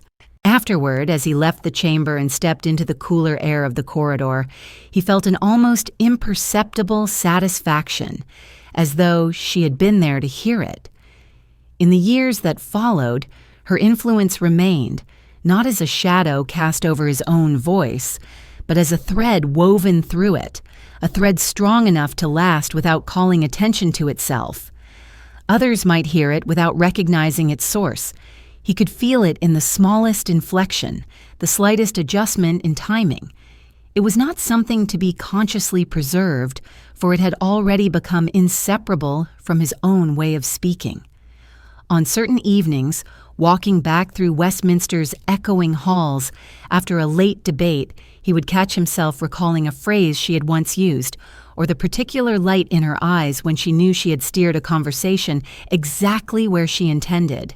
In those moments, the building's air, cool, faintly scented with old paper and polished wood, seemed to carry her with him, as if the very stones remembered her tread from years past. And when he stood again before an audience, feeling the room settle into that attentive quiet he knew so well, he would sometimes think, without needing to speak it aloud, "This too is yours." The thought, "This too is yours," lingered with him on a quiet afternoon some years later, when the press of duties briefly loosened and he found himself alone in a gallery where the air smelled faintly of varnish and old wood. The portraits on the walls looked down with the steady composure of those who knew they had been fixed in place for longer than a lifetime. It was not his own house, but the room was familiar. He had passed through it often enough on his way to some meeting or reception. That day, with no one waiting for him in the next room, he stopped before one canvas in particular. Her likeness hung there, painted in a season when her beauty was still at its height, though the painter had caught something beyond mere appearance. The dark eyes were steady, the mouth curved in a way that might become a smile or a sharper remark, depending on the moment. The pearls at her throat caught the light as if it had been arranged for them alone. Around her, the background was softened into ambiguity, neither wholly London nor entirely elsewhere, just enough to let her exist outside of any single place. He stood for a long time, longer than he might have if others had been present to notice. The room was still, the muffled tick of a distant clock the only sound. He let his eyes rest on the familiar lines of her face, tracing them as if to hold them more firmly in memory. There was the arch of her brow he had seen lift in amusement or skepticism, the set of her shoulders that spoke of a confidence not easily shaken. He thought of how many expressions that face had worn in life, some private, some public, a few reserved for him alone. In the quiet, his mind moved through the decades, not in strict order, but in the way memory chooses its own path. He saw her in the drawing rooms of his boyhood, leaning slightly toward her companions, as if the whole conversation turned on her next remark. He saw her on the steps of a theater, the lamplight catching the edge of her gown, her eyes bright with the success of a performance she had helped shape. He saw her in the corridors of Westminster, pausing just long enough to greet someone whose support she sought for him, her words chosen with that blend of warmth and precision that so often opened doors. Other images came unbidden, the slope of her shoulders when she believed herself unobserved, the way her fingers would turn a letter over before breaking the seal, the brief narrowing of her eyes when the subject at hand was one she preferred to avoid. Even in illness, she had carried herself with a kind of unyielding grace, as though to concede too much to frailty would be to invite it further in. Standing before her portrait, he wondered, not for the first time, how much of her life had been lived as she wished, and how much as she must. The question was not an accusation, but an acknowledgement, a recognition that even those who seem most free are bound by the invisible lines of their time, their place, their chosen roles. She had moved within those lines with remarkable skill, bending them where she could, stepping over them when she dared, yet never quite able to erase them entirely. He thought, too, of the parts of her life he would never fully know, the private thoughts kept behind her steady gaze, the unsent letters tied with their fading ribbon, the choices made in the quiet of her own mind without witness or record. Some truths belonged only to her, and perhaps it was better that way.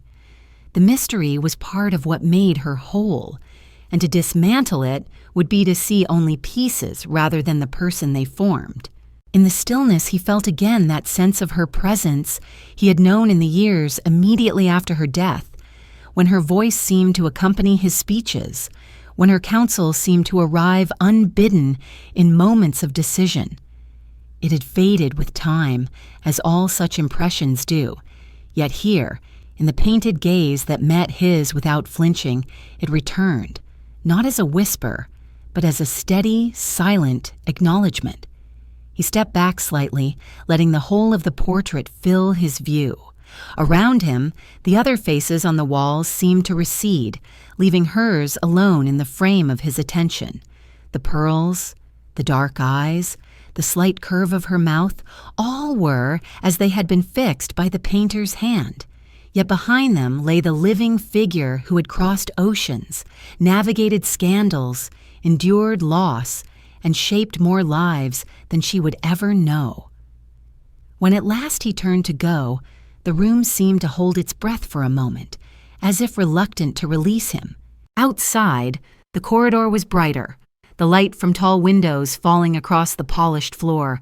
The air smelled faintly of paper and flowers from some earlier gathering, a reminder that life in the building moved on, indifferent to private moments. He walked on, but the image of her face remained with him, not as something static, but as part of the shifting landscape of memory, sometimes clear, sometimes softened, always there when he reached for it. And in that image, he carried the unspoken knowledge that whatever history would one day make of him, a part of its voice would always belong to her.